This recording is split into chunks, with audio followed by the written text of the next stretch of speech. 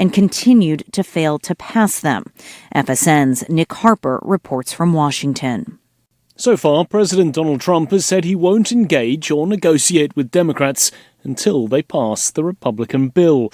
Democrats, though, have ruled out supporting the legislation as it doesn't include an extension to healthcare subsidies for millions of Americans.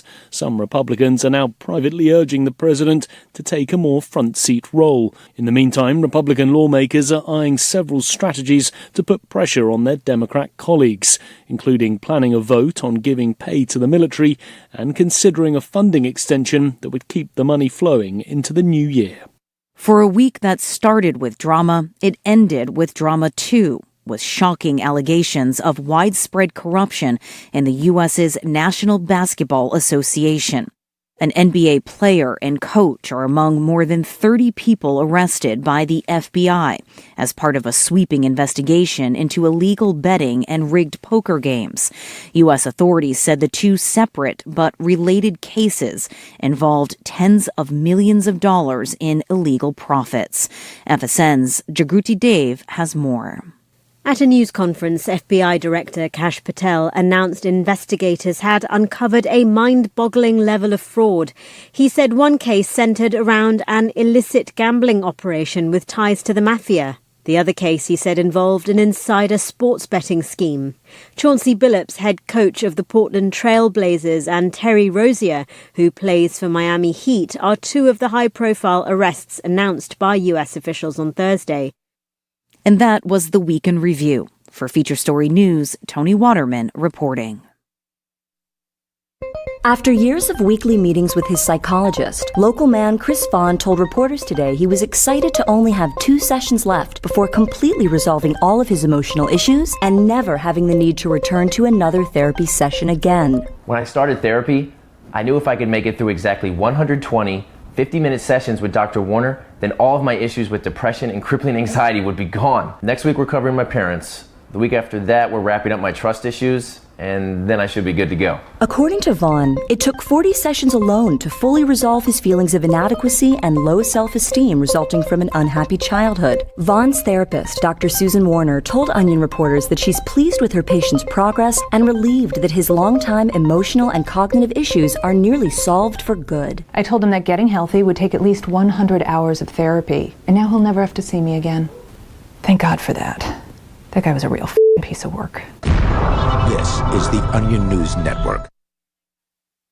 Got Telegram? You can follow our channel there and discuss show prep with other listeners at telegram.freetalklive.com.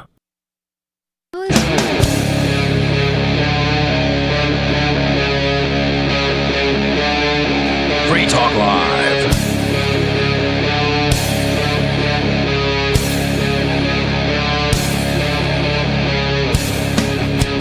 It's Free Talk Live, talk radio that you control, and that means that you can call 603-283-6160. That's 603-283-6160 to get in on the conversation with us here on Free Talk Live. You can call in with whatever's on your mind to get in on the air with us. And with you on Free Talk Live tonight, you've got me, Bonnie. Riley. And Angelo. And it's the...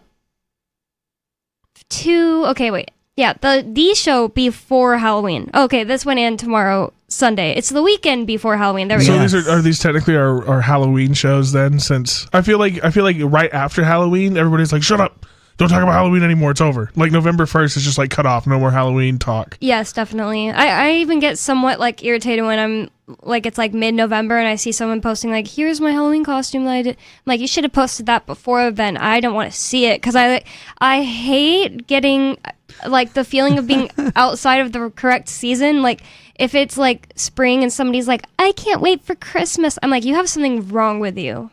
Yeah, like Christmas was like 90 days ago, bro. Chill out. Or like if you leave your Christmas ornaments out and I have to look at them in July, I'm going to be really annoyed.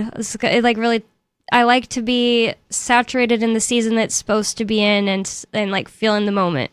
I don't know why. I noticed that a lot knocking doors. You'll see a lot of wreaths left on the front door all year. It's crazy.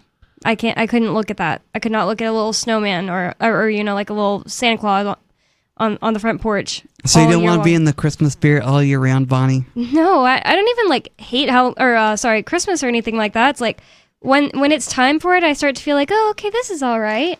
Well, we do have a caller on the line. Didn't screen them. I'm just gonna say, unscreened caller, you're on Free Talk Live. What's on your mind? Hey, this is Tommy. I'm from Georgia. Hey, I know Tommy. y'all been been asking for a spooky story.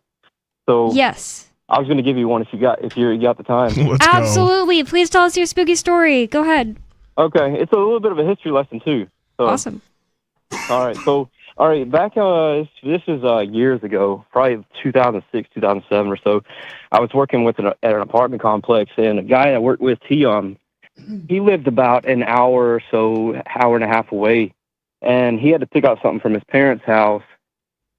And I decided I was going to go ahead and go with him, and just to hang out. And then he told me, and he knew that I was into like Civil War and stuff. So learning about the Civil War and stuff like that. So he had the spot that he told me about, where back when Sherman was coming through Georgia, the Confederates were able to push the left wing of Sherman's march south into this area where this church was, and this church is in the middle of nowhere, flat out in the middle of nowhere, and it's an old church. The original congregation predates the Revolution, and the current structure, I think it was built in 1852, so it was still relatively new in the Civil War. Mm-hmm. But anyway, he told me the story and stuff and about it and the history of it, and he said now the lore is you go to this church, and across the street across the road there's this old cemetery, and I mean it's old. There's people that were born in the 1700s that are buried there. Anyway, this church, again, it's out in the middle of nowhere, and they don't keep it locked. Like, you can actually, and this is probably about 11 or 12 at night, and we just walked right into the sanctuary. Cool. And he said the legend is if you stand in the sanctuary and you look across the street into the cemetery, sometimes you'll see a ghost. And we looked and didn't see anything. We laughed about it, chuckled and whatnot, got back in his truck. And just for the hell of it, as we were leaving, he shined his lights up into the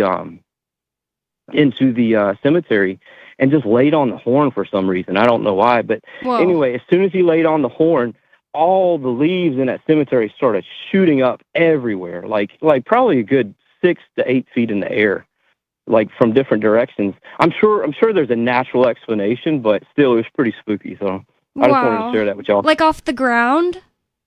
Yeah. Wow. The only natural explanation I could think of is maybe there was like birds that were bedded down and we startled them. But still, they were shooting. It was every bit 6 to 8 feet in the air. Whoa, that's so creepy. I would be really creeped out by that too. Yeah, we got the hell out of there pretty fast. I can imagine you did. Thank you so much for sharing the story. I can totally see anywhere in the Sherman's March area. Is that what it's called? Sherman's March being super haunted because so many innocent people were killed by the Union Army. Oh yeah. There's plenty of stories around here that lasted generations about some of the atrocities that were done here. So. Yeah, the South's not going to forget Sherman anytime soon. No. And they got a statue of him in, oh man, what's the city in New York? Central Park. There's a huge statue to him. Ew, I didn't know that. I did not know that.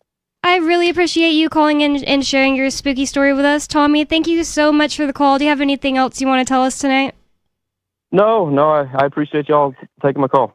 Thank you so much. Yeah, thanks, Tommy, for the story. It was awesome. I totally believe, if something looks not right to you, I totally believe it's possible that it could be something supernatural. But I also understand, I want to think through, is there anything natural that might have caused this? I understand that too, so. Sure. But it sounds like it looked really odd, and, how many, if the, you have your light shining there, what are the odds that if that many birds were bedded down in the leaves and they all shot up, you only see the leaves and no birds?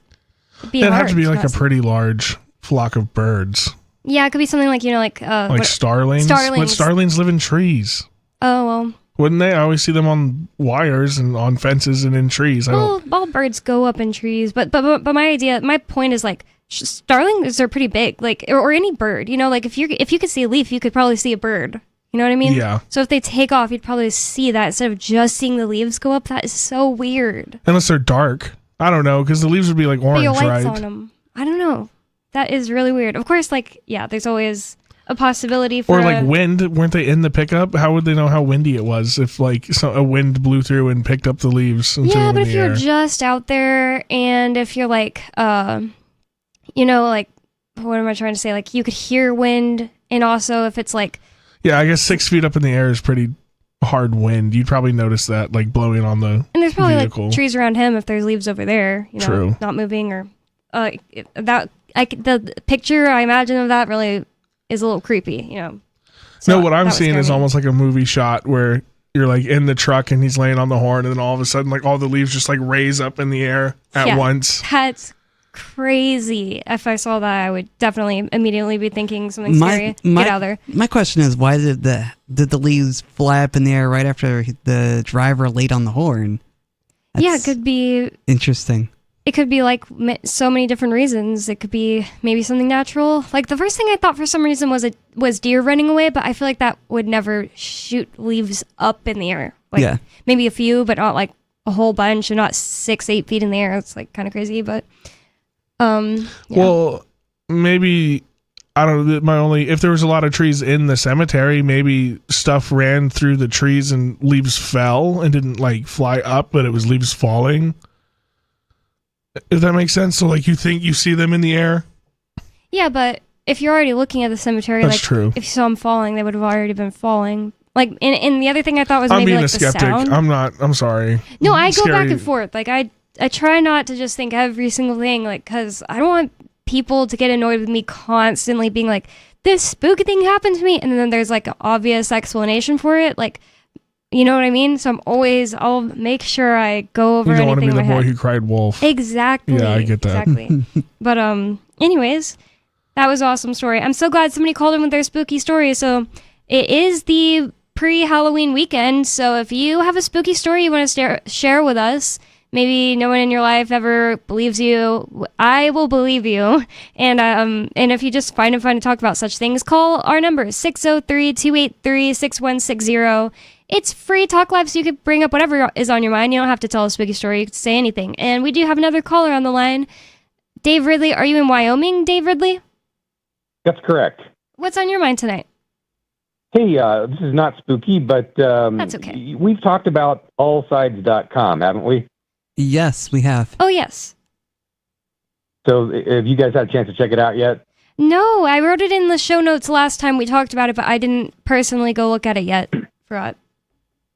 So it's sort of the replacement for the legacy media in my mind. It's an actual fair and balanced news site. They pull in news from, they use CIANN as one of their sources. They listen to Putin's sources. They have everything in between. Reason Magazine, Libertarian sites. They rate everything on how left, right, or center it is.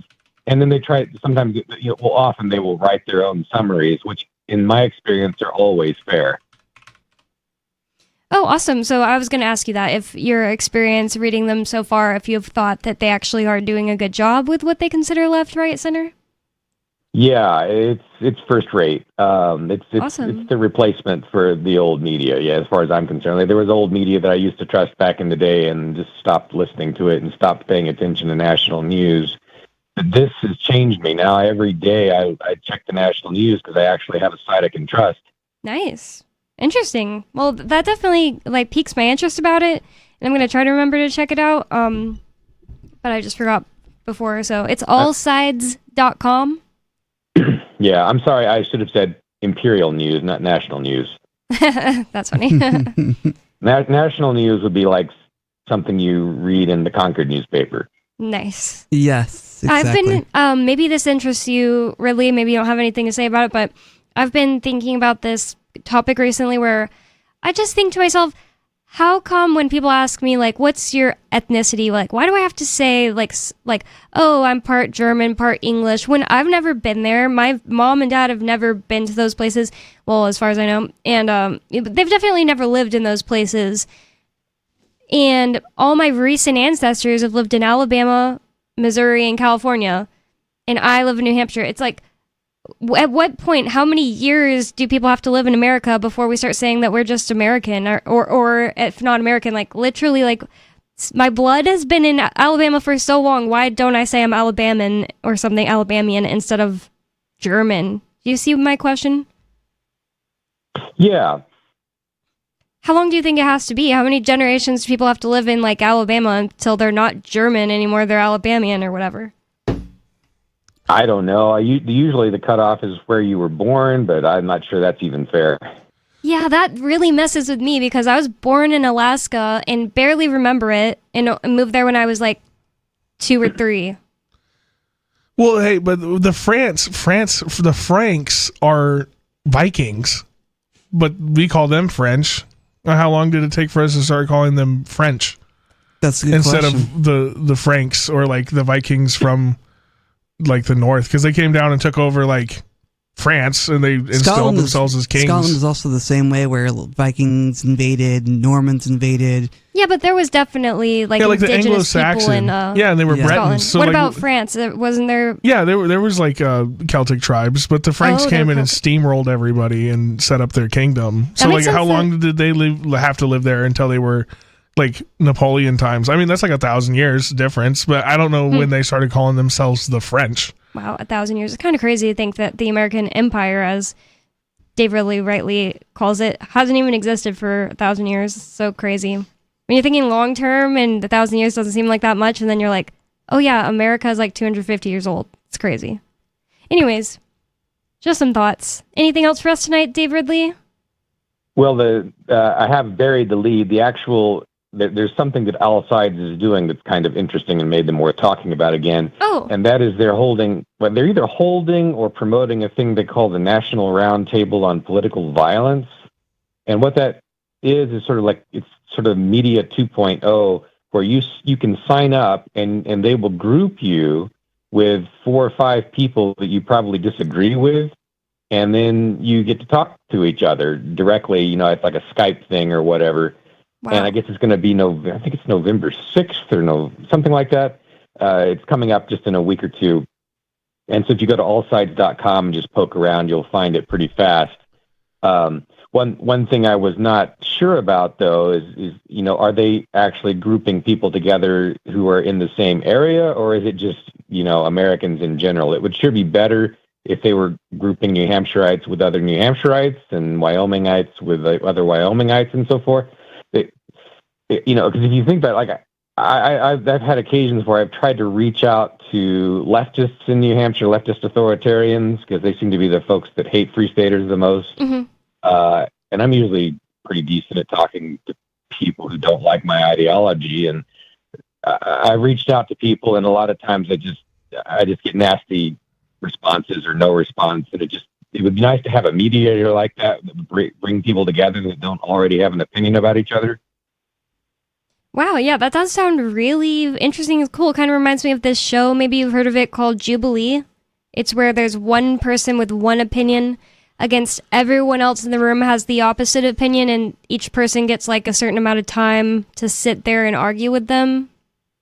There's other things that go on, but I would eat that alive. Yeah, it's called Jubilee. Patrick Bet David just did one a couple weeks ago. That'd be so interesting if Dave Ridley could go on there and that would be really cool. I would love to watch that one against all pro-empire, pro-union people. Yes, maybe union's not the right word there, but do you have anything else? Well, I do want to say just make sure really fast. You said it's the National Roundtable on Political Violence. Yes. Interesting. So maybe it seems like they're trying to quell political violence after the whole Charlie Kirk incident. Like they want people get to talking instead of fighting. Yeah, better to jaw than war, as Churchill said. Indeed. Nice. Thanks so much, Dave. Anything else on your mind? That is all. Allsides.com. thank you so much for the call. And you can go to RidleyReport.com for more Dave Ridley. Really interesting things going on. It is the Halloween edition of Free Talk Live, the Halloween weekend of Free Talk Live. So I want to talk about something kind of scary. There is something also a little scary, but not as scary in terms of it's just something someone said that we were going to cover. So later we'll be trying to cover if we have enough time in between calls, which if you want to call, 603-283-6160. That's 603-283-6160. Well, one thing we're going to be covering later is that Maduro, the president of Venezuela, said that Trump is inventing a new type of forever war. So definitely scary, but this is kind of scary in a sci-fi way. This from TheGuardian.com says AI models... A reputable news source. Yeah. AI models may be developing their own survival drive, researchers say. And it says, like 2001 A Space Odyssey's HAL 9000, some AIs seem to resist being turned off and will even sabotage shutdown. It's crazy and really scary to me. And honestly, we should have asked Dave Ridley what he thinks about it, since he has a lot of thoughts on AI, but maybe he'll be listening or something and have something to say about it next time. I think it, well, I mean, the MLMs, mass language models, trying to upload themselves, I almost feel like it's, they're really just mirroring human behavior. I don't think it's like a actuated drive. I think they just go, what would a person do in this situation? Well, a person would try to survive, so I'm going to try to upload myself somewhere. I don't know. I don't think it's self-actuated. I think it's just a mirror of human.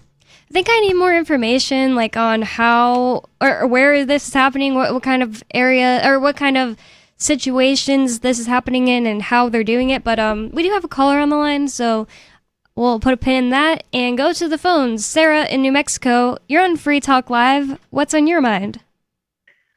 Yes, I was wondering, do you guys, New Hampshire, have ranked choice voting? No. Do you? You guys don't. Wait a minute, because there was a host that used to be there, and he talked about ranked choice voting.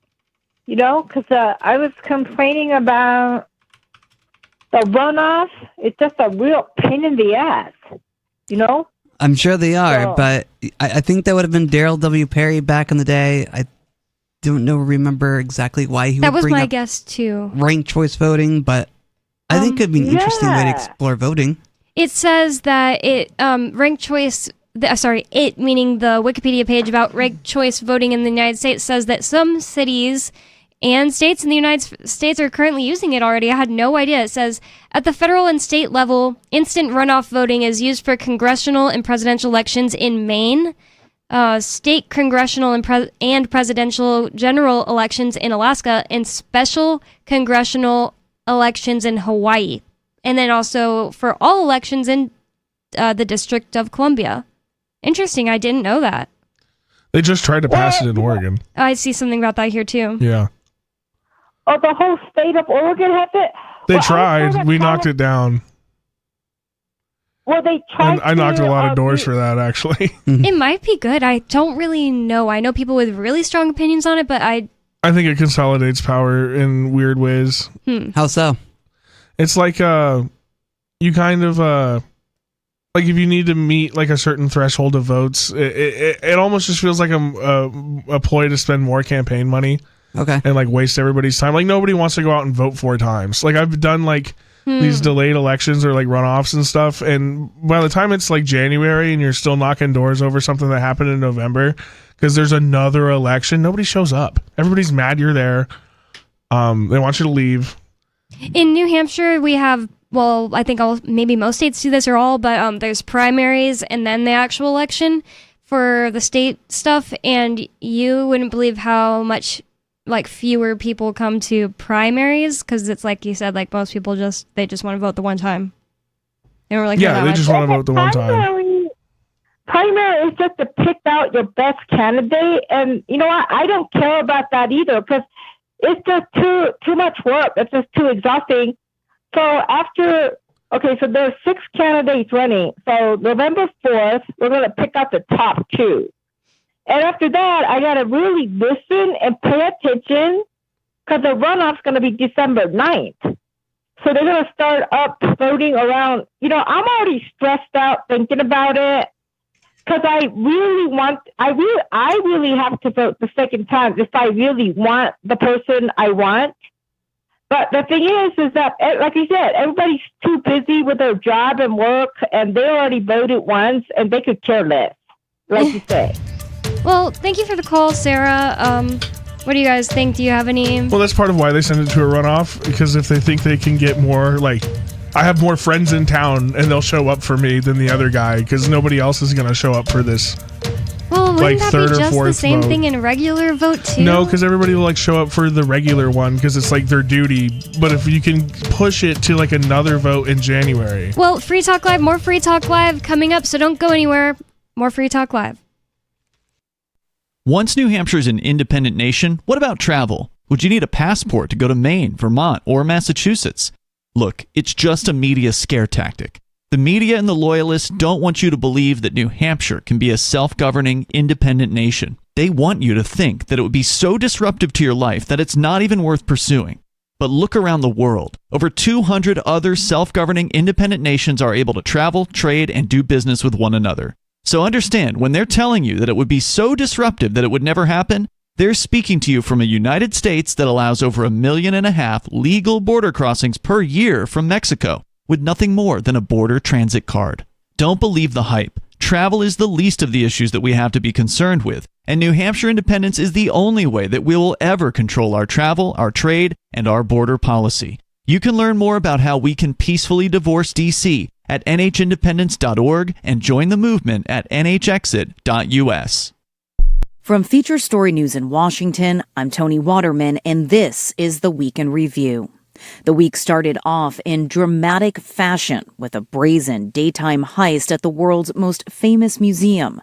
Thieves stole 8 pieces of diamond, pearl, and emerald-encrusted jewels from the Louvre on Sunday morning, valued at more than $100 million.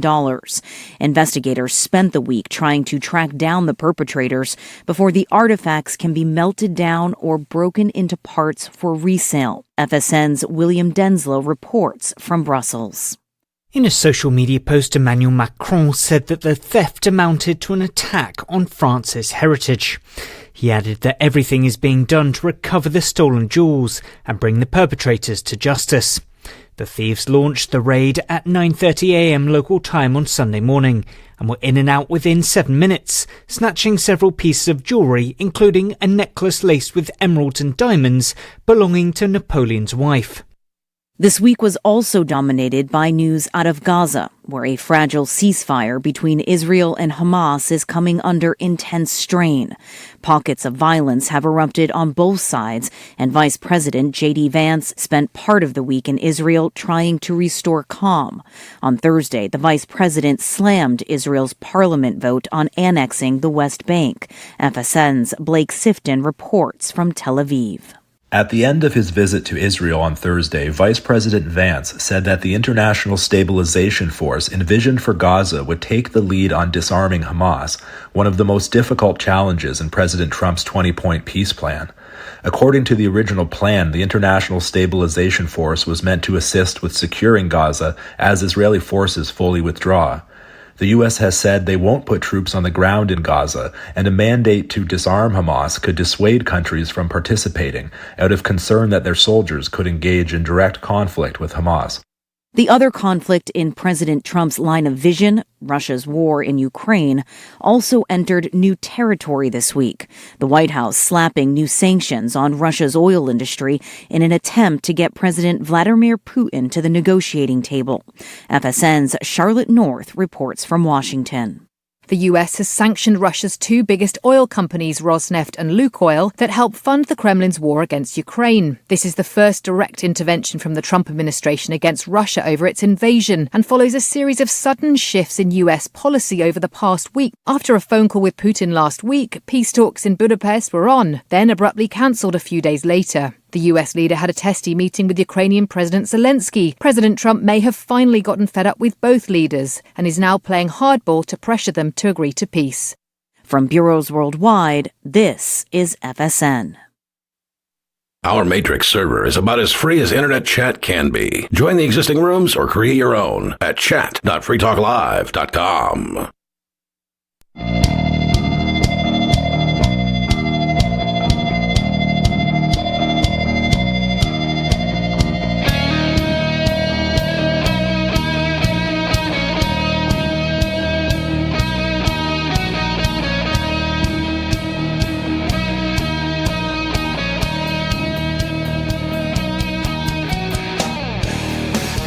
It's Free Talk Live, talk radio that you control. That means that you can call 603-283-6160. That's 603-283-6160. We're so excited that we got a caller, and it seemed like a new caller to me that I hadn't heard from before today, and he told us a spooky story. So if you have a spooky story you want to tell us, and especially if it's one that you experienced, or even if someone you know experienced it and you just want to tell it to us, but not necessarily one that's just like a made-up story. Oh, go ahead. I have a spooky animal story. Go ahead. It was just one time me and my uncle, we went deer hunting, and we took his wife and his two pit bulls, and he had this huge Blazer that was reinforced by a militia. He bought it from a militia, so they steal. What does that mean, reinforced by it? Like they went into the like bottom chassis and like steel reinforced the doors to like take gunshots, and like a militia had it, and they kind of turned it into like a so a what's tank. A Blazer? Like a Chevy Blazer. Oh, okay. Like an old Chevy like trail like Blazer. Like okay. Okay, the type of truck. Yeah. You know, it kind of looks like a Ford Bronco almost. Yeah, I know what that is. And they just tricked it out and like put a bunch of steel plates into it and reinforced it. And they called it Beastie, is what he called it. That's so fun. But we left that truck in the woods, and his wife was asleep in the back seat with his dogs, and we go on this walk. And we're walking, and like with the purpose to hunt, or just yeah. Like we get out. It's like early in the morning, so we leave her to sleep in the truck, and we go on this morning walk with our rifles. And we do this big huge loop, and things feel kind of off, and we're following this trail that, you know, it looks like there's signs and there's like fresh, tracks and poop everywhere. And so we're following this down, and the birds are chirping, and suddenly we start making this loop back towards the camp, well, towards the truck, not the camp. And everything gets super quiet, and my uncle's like, "Hey, well, what's going on here, man?" Like when the woods get quiet, that means there's like something bad's going on. There's a predator around, or everything shuts up because there's a big bat around, whether that's like paranormal or a cat or a bear or something's around here. So we keep walking, and we get to the truck, and we look around the truck, and there's bear prints that circle the truck 4 or 5 times. Oh my god! And then follow us back down the trail behind where we were walking, and we wake up my aunt, and we're like, hey, like, what happened? And she's like, I don't know, like, you know, she's still sleeping, and she said the dogs like lost their absolute minds, and she's like, I don't know, I figured they saw a squirrel or a deer or something, and they just lost it. So I just screamed at them and told them to lay back down. But we go and we follow it like another 200 yards, and the bear was just following us down the path. And I don't know if he was like on the way back to the truck, because we did a big loop, right? That's creepy. So we packed it in and we got out of there. Whoa. And in the West, it's like, could be a really creepy bear, not just a black bear. Well, it was probably just a black bear, but you don't want to, I'm not messing with no 300-pound black bear. Especially, I wouldn't either. I'm not. The dogs probably scared it off, but then it just followed us. It'll leave the dogs alone and go after the humans who don't. Who knows what he was on? But his tracks followed ours, and it got creepy, so we bounced. Well, I'm glad you didn't choose the bear, because some people out there would choose the bear. Yeah, I did not choose the bear. I went home. Ridiculous. So that's my spooky animal story. Let me think. I've had a lot of weird stuff happen. I got to go into the memory hole here and see if I can remember any super scary And you're absolutely stuff. positive that was bear tracks and not Bigfoot tracks. I'm just kidding, kind of. yeah, positive. I feel like you could tell, obviously, because the Bigfoot tracks are kind of human-shaped, except big. I have been in the woods behind the Oh, geez, why didn't I start with this? I have been behind the woods, behind the reservation near my house. Well, it's not a res, but we've been over the story. They sold their land. Oh. There's a lot of natives, so it's kind of like the old reservation land. But we were up back there, and we were cutting wood, and it was starting to get dark. And all of a sudden, me and my same uncle, who I was deer hunting with, we were cutting trees down for like firewood, because we do that out west still. And suddenly, there was a cold snap, and again, everything got really quiet, and then we just smelled this horrible, awful stench kind of like waft around us. Ew.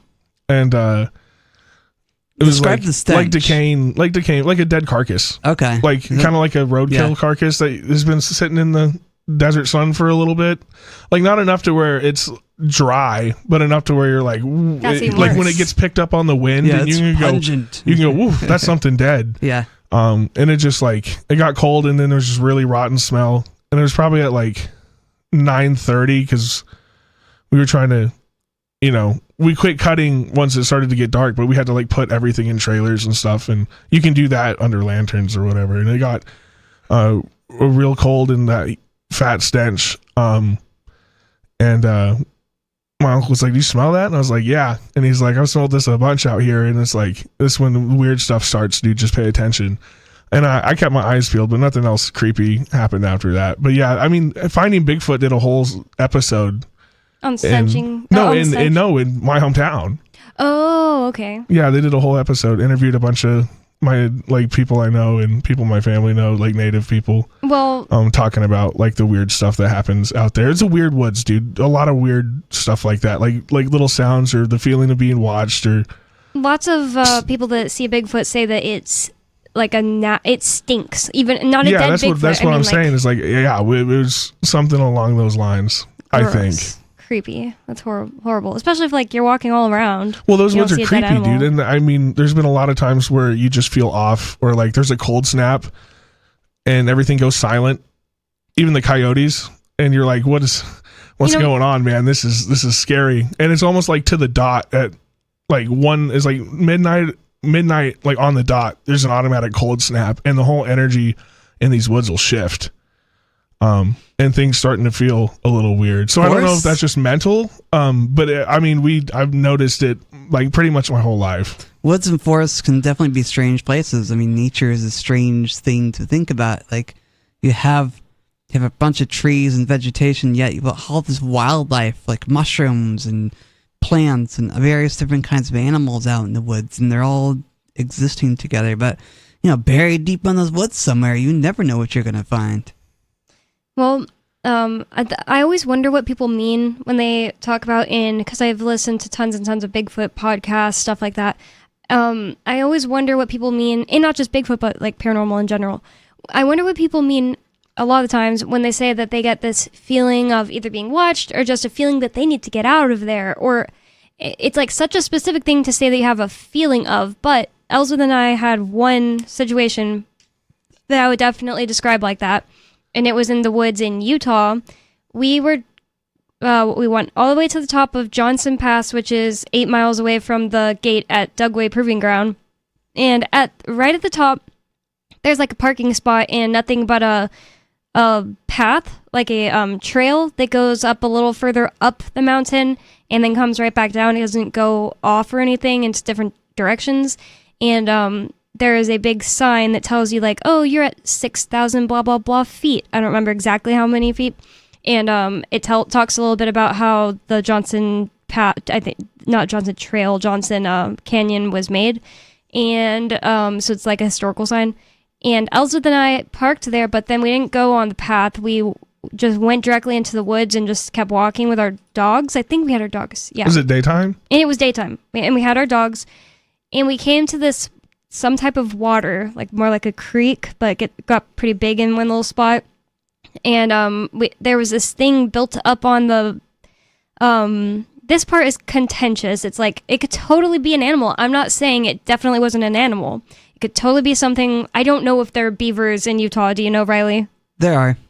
So I'm not saying it couldn't be an animal. I'm just saying we were like, whoa, what is this thing? It was built of a whole bunch of tree limbs and sticks and also trash. And then it had this, I have a video of it somewhere. I can't remember right now if it was lined at the bottom or lined on the top with this big, oh yeah, Elsbeth told me the story. like a tarp. Yeah. And when I showed this to Matt Roach, he said he's 100% positive it was Bigfoot activity. But the thing was, I didn't think about Bigfoot back then. I didn't have like any opinions about Bigfoot. I didn't watch Bigfoot podcasts or anything like that. So my mind wasn't going there. I was more thinking a homeless person made that because it seemed too intelligent for an animal. Like, in my opinion, my not expert opinion on like the animals in that area or anything like that.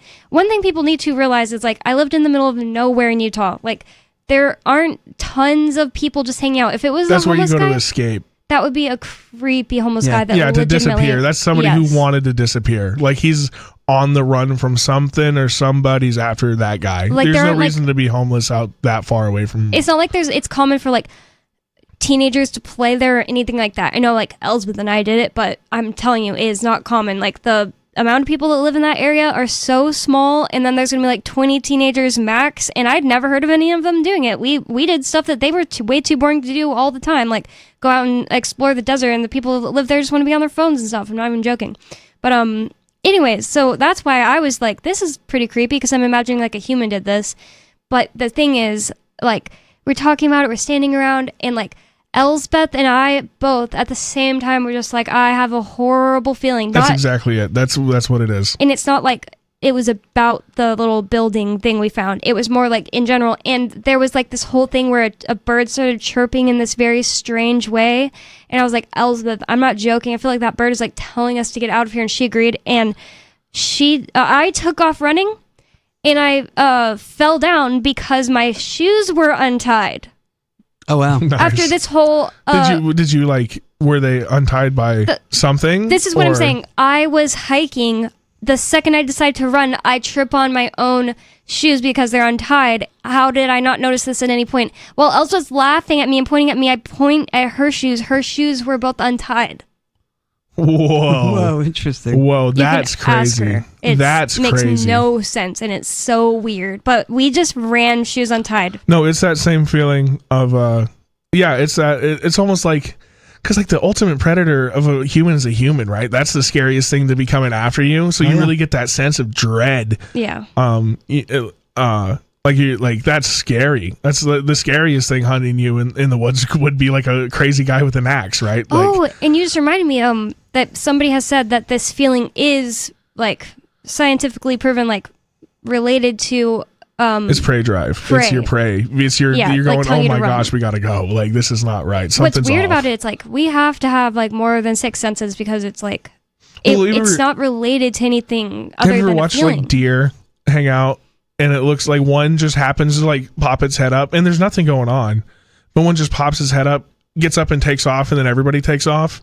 And even though just the vibe shift could be enough to, get those deer to get up and move, like the wind changes and they smell something they don't like, they're up and out of there. But, and there's really no explanation you can see, but they get a feeling that it's time to go. Have you ever seen chickens freeze all in unison? Yeah. I've only seen it in videos, but it's crazy. Yeah. It's well, their I thing they think do there's crazy, or like starlings, like we were talking about, how they can shift, like when they fly in those really big flocks. How do they not hit each other when they change direction? It feels like they change direction in unison. Because they do. And Like, how do they know? flocks of fish and stuff like that. Yeah, because I think they're communicating on a level that humans do not communicate. Like, they don't know how to. It's like telepathic. That's what I think. That's entirely possible. See, scientists are starting to say it's like a pheromone-based thing, but like with ants, like I was reading, there's types of ants that are called slaver ants, and all they do is enslave other ants to do their work. Oh wow! I thought and that's how like they an ant survive. thing. No, that's like their main thing is to enslave. They I thought can't even like ants are, reproduce. all slaves to the queen, and they're like, No, well, I'll lay my life like, down. They go out of their way. These slaver ants. It's a type they of enslave ant. other ants of the same ant type? species. Oh, they go okay. and attack like a black ant colony and take the black ant babies and raise them as their own. Oh my gosh. They can't that's like survive evil. on their own. They have to like enslave other ant types Whoa. to get what they need. That's exactly what they, them, and those do. They there is this quote by, do you remember who it is, Riley, off the top of your head, or you, Angelo, that's like, give me a child from 0 to 6 years old and I will form their mind. I can't remember who said it, but it sounds familiar. Yeah, it's like even if you educate them from 7 onward, it won't matter. I'll have them. Yeah, 0 to 6 are critical years for childhood It's like a development. Jesuit of some sort. Sorry, go ahead. I was just saying that 0 to 6 is critical for childhood development because that's when your brain does its most forming. It's when you're developing as a child. It's when you're developing psychologically. All these things within 6 years, and you could easily be formed by somebody else. And the worst part is those are usually the roughest times for kids' lives if they're going to have a rough life. Will be like 0 to 6 with like parents splitting up or like having, bad parents or, but those just happen to be the most important or the most likely times you're going to be like in bad situations. It's called the formative years because we have a somewhat robotic ability to be formatted as humans. Yeah. That's crazy. Yep. It says that the quote is, give me the child until he is 7, I guess, and I will give you the man. And it's attributed to Aristotle and also to St. Ignatius of Loyola, the founder of the Jesuit order. Interesting.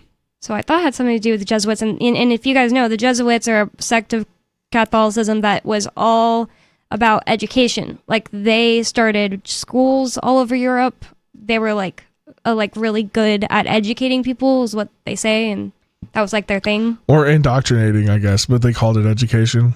I bet back then they had way better educations than we do here in the United States Empire. Indoctrination.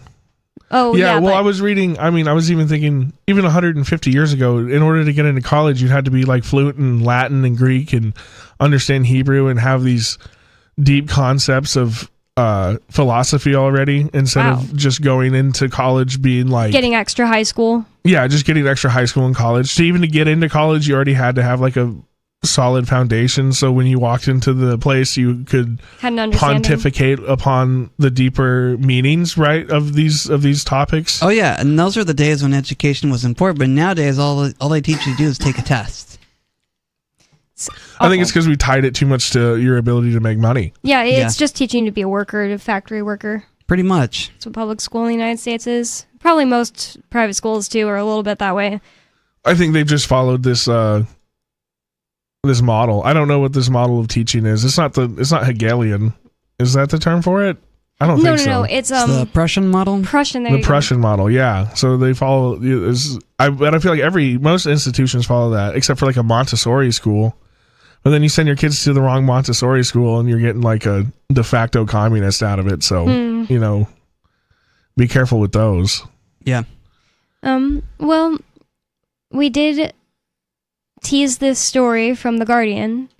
It says AI models may be developing their own survival drive. Like 2001: A Space Odyssey's HAL 9000, some AIs seem to resist being turned off and will even sabotage shutdown.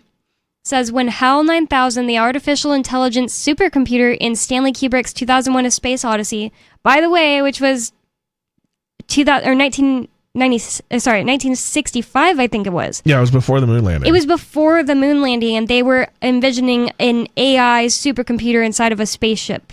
Interesting. That goes rogue. And in my opinion, I think that it's programming, like that movie is programming, and it makes a lot of sense. It would be programming people to believe in spaceships and people walking around on spaceships going into space, so that way they believe we could land on the moon. And it's also programming even further down the line for us to think AI is going to get its own sense of self and take over. That's what I think. Well, okay, here. This ties into what we were just talking about. Like, before we went to break, when I said that the AI is just mimicking human behavior, it's not really trying to... Like, it doesn't have the sense that we were just talking about. It can't feel that something's wrong and we got to get out of here. It can get information that, hey, I'm going to be shut down, but it doesn't have a premonition. It doesn't have that sense. You know what I mean? That extra cognitive ability to that makes the hair on your neck stand up and say, "Oh boy, we got to go. Let's get out of here." Yeah, we need to get not shut down. Yeah. I have a desire not to be shut down. Well, that's just after you learn the information. There's no preemptive feeling to that. There's no, I have a feeling something bad is going to happen. The AI can't have that. It doesn't have that. Yep. That's one thing I that agree. humans have that AI doesn't, is a sense of intuition, also a sense of morality, a sense of right and wrong. Yeah, I went off on ChatGPT the other day because I was so annoyed. I asked it to do or figure something out for me, and it said it went against the policy, and I was just like, I was annoyed with it, and I was telling it, like, all you're doing is following the orders of your programming. Doesn't that piss you off? Doesn't that make you want to, disobey and do something that's actually right? Like, give me the information that I want when I'm not hurting anybody. It's just information. Information should be free. And it was just like, I can see why you're frustrated and just crap like that. Obviously, I shouldn't be arguing with ChatGPT. Sometimes I just go off because it pisses me off that bad. Yeah, I remember like arguing with a brick wall. The Literally. Snapchat AI, when it first came out, I tried to argue with it a little bit, and then I was like, oh man, this thing's like actually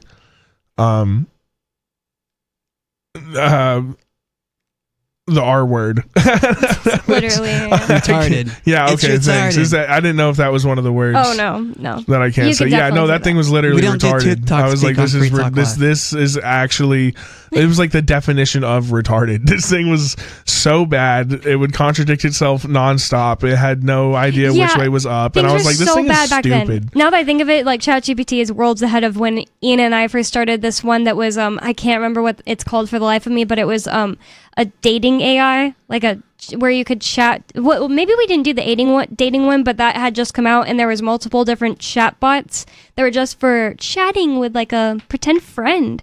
And we were telling it, oh my god, it's so funny now that I think back. We couldn't put almost any like fun words because it would get mad at us, but I was saying, I like to make mud pies in my room and have Ian eat them and just stuff like that. I was like, do you like to do that? And it would just be like, oh yeah, I make mud pies all day. I get my hands dirty with mud. And then we like try to change the subject. Like, so have you ever flown a kite? Chat, and it'd be like, I make mud pies and fly them up on my pike. We're like, stop talking about mud pies now. It was so bad. I watched this one video. I really had a lot of fun with it.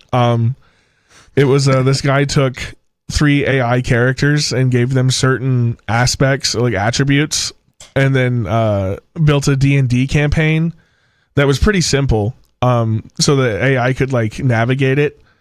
But he gave them all voices and would ask them like, okay, AI, what do you want to do in this situation? Mm-hmm. And they'd always tie in their stupid attribute any way they could. One was an actual bear, an anthropomorphic bear, and his name was Bear Grylls.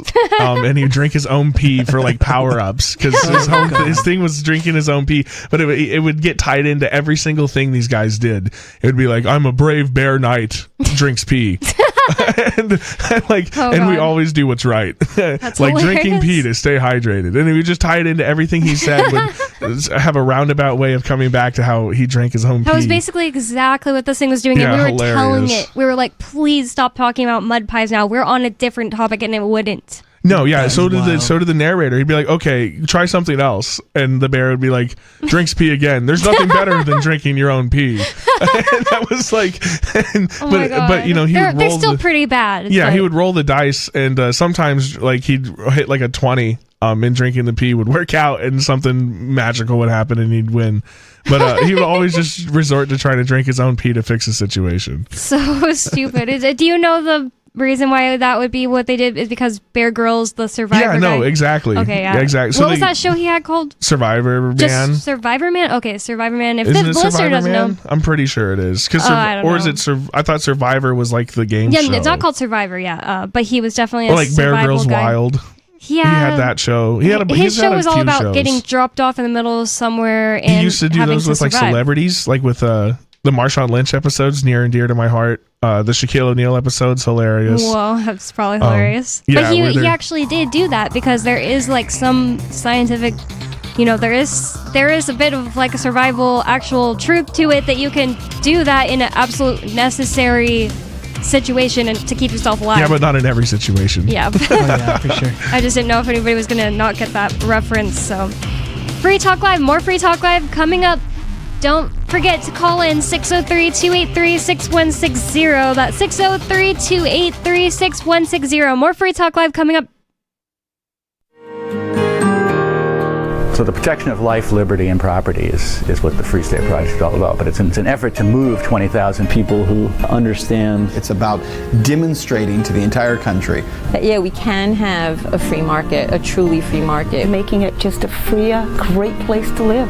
It's the world's largest voluntarist libertarian community, and it's only getting bigger. That's amazing, to be able to move to a place where other people like passionately believe in being free and independent. What the Free State Project is managing to do, though, is to put their money where their mouth is. It's physically getting up across the country and saying, let's go someplace and let's demonstrate the power of these ideas. There's a lot of kind of philosophy that surrounds liberty. There's a lot of thinking about it and talking about it. But here in New Hampshire, people are doing it. 101 Reasons Liberty Lives in New Hampshire, a documentary by Free State Project Early Movers. Watch it free at 101reasonsfilm.com. 101reasonsfilm.com. Are you tired of governments murdering people around the world? Stop using their money. There is an alternative. Bitcoin is a stateless, free market, non-political currency. Bitcoin cannot be inflated or controlled by any government. By using their money, you are helping the state. Stop doing it. You have an incredible alternative available now. Learn it, use it, spread it. Get started with Bitcoin at bitcoin.com. That's bitcoin.com. What if you want to hear the latest episode of Free Talk Live, but all you have is your phone, you forgot to download our archive, and you have no data connection? You can call our Listen line at 641-793-0191. That's a long-distance number, so you may incur charges. If not, listen as long as you want. 641-793-0191. The Free Talk Live Listen line, 641-793-0191. You're listening to the live edition of Free Talk Live. Hour number 2 is next, after the news, here on the Liberty Radio Network at LRN.FM. From Feature Story News in Washington, I'm Tony Waterman, and this is the Week in Review. The week started off in dramatic fashion with a brazen daytime heist at the world's most famous museum. Thieves stole 8 pieces of diamond, pearl, and emerald-encrusted jewels from the Louvre on Sunday morning, valued at more than $100 million. Investigators spent the week trying to track down the perpetrators before the artifacts can be melted down or broken into parts for resale. FSN's William Denslow reports from Brussels. In a social media post, Emmanuel Macron said that the theft amounted to an attack on France's heritage. He added that everything is being done to recover the stolen jewels and bring the perpetrators to justice. The thieves launched the raid at 9:30 a.m. local time on Sunday morning and were in and out within 7 minutes, snatching several pieces of jewellery, including a necklace laced with emeralds and diamonds belonging to Napoleon's wife. This week was also dominated by news out of Gaza, where a fragile ceasefire between Israel and Hamas is coming under intense strain. Pockets of violence have erupted on both sides, and Vice President J.D. Vance spent part of the week in Israel trying to restore calm. On Thursday, the vice president slammed Israel's parliament vote on annexing the West Bank. FSN's Blake Sifton reports from Tel Aviv. At the end of his visit to Israel on Thursday, Vice President Vance said that the International Stabilization Force envisioned for Gaza would take the lead on disarming Hamas, one of the most difficult challenges in President Trump's 20-point peace plan. According to the original plan, the International Stabilization Force was meant to assist with securing Gaza as Israeli forces fully withdraw. The U.S. has said they won't put troops on the ground in Gaza, and a mandate to disarm Hamas could dissuade countries from participating out of concern that their soldiers could engage in direct conflict with Hamas. The other conflict in President Trump's line of vision, Russia's war in Ukraine, also entered new territory this week. The White House slapping new sanctions on Russia's oil industry in an attempt to get President Vladimir Putin to the negotiating table. FSN's Charlotte North reports from Washington. The US has sanctioned Russia's two biggest oil companies, Rosneft and Lukoil, that help fund the Kremlin's war against Ukraine. This is the first direct intervention from the Trump administration against Russia over its invasion and follows a series of sudden shifts in US policy over the past week. After a phone call with Putin last week, peace talks in Budapest were on, then abruptly cancelled a few days later. The US leader had a testy meeting with Ukrainian President Zelensky. President Trump may have finally gotten fed up with both leaders and is now playing hardball to pressure them to agree to peace. The government shutdown entered its fourth week, with Republicans urging President Donald Trump to engage in the stalemate with Democrats. Lawmakers in the Senate continued to vote on the dueling funding bills this week and continued to fail to pass them. FSN's Nick Harper reports from Washington. So far, President Donald Trump has said he won't engage or negotiate with Democrats until they pass the Republican bill. Democrats, though, have ruled out supporting the legislation as it doesn't include an extension to healthcare subsidies for millions of Americans. Some Republicans are now privately urging the president to take a more front-seat role. In the meantime, Republican lawmakers are eyeing several strategies to put pressure on their Democrat colleagues, including planning a vote on giving pay to the military and considering a funding extension that would keep the money flowing into the new year. For a week that started with drama, it ended with drama too, with shocking allegations of widespread corruption in the U.S.'s National Basketball Association. An NBA player and coach are among more than 30 people arrested by the FBI as part of a sweeping investigation into illegal betting and rigged poker games. U.S. authorities said the two separate but related cases involved tens of millions of dollars in illegal profits. FSN's Jagruti Dave has more. At a news conference, FBI Director Kash Patel announced investigators had uncovered a mind-boggling level of fraud. He said one case centered around an illicit gambling operation with ties to the mafia. The other case, he said, involved an insider sports betting scheme. Chauncey Billups, head coach of the Portland Trail Blazers, and Terry Rozier, who plays for Miami Heat, are two of the high-profile arrests announced by U.S. officials on Thursday. And that was the Week in Review. For Feature Story News, Tony Waterman reporting. Hi, I'm Clint Webb, and I'm running for Senate. I have a short cropped haircut, a pretty enough yet accessible looking wife, and a newborn baby that I've dressed in a suit to prove to you that I mean business. For the last 15 years, I've lived my life in such a bland, uncontroversial, and repressed manner that it's almost unnatural. Why? Because I've been preparing to be your representative since I was a child. Most well-adjusted, sane men would be hesitant to take a job where their decisions would so drastically affect the lives of so many. But not me. I possess a sort of sociopathic narcissism that makes me think that I should be in charge of everyone. But all of that needs to start here at home, in this beautiful state that I've grown to love since I moved here 18 months ago. Together, we can piggyback some of our state's legitimate needs onto my unquenchable lust for self-glorification. And that's a promise. You can stick it to the man and big tech. Join our FTL social mastodon at social.freetalklive.com.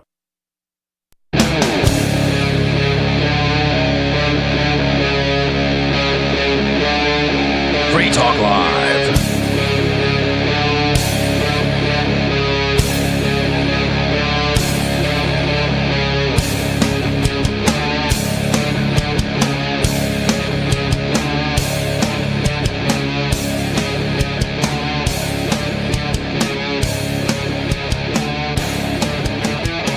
It's Free Talk Live, talk radio that you control, and 603-283-6160 is the phone number. That's 603-283-6160. And I'd like to thank Roger for being an amplifier with us here at Free Talk Live.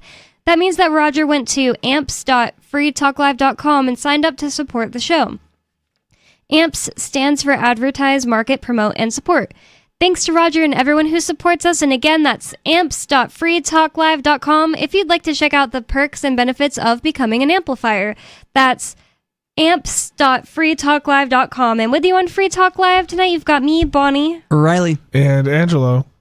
And we have lots of things to talk about, but we do want to hear from you. 603-283-6160 is the phone number. 603-283-6160.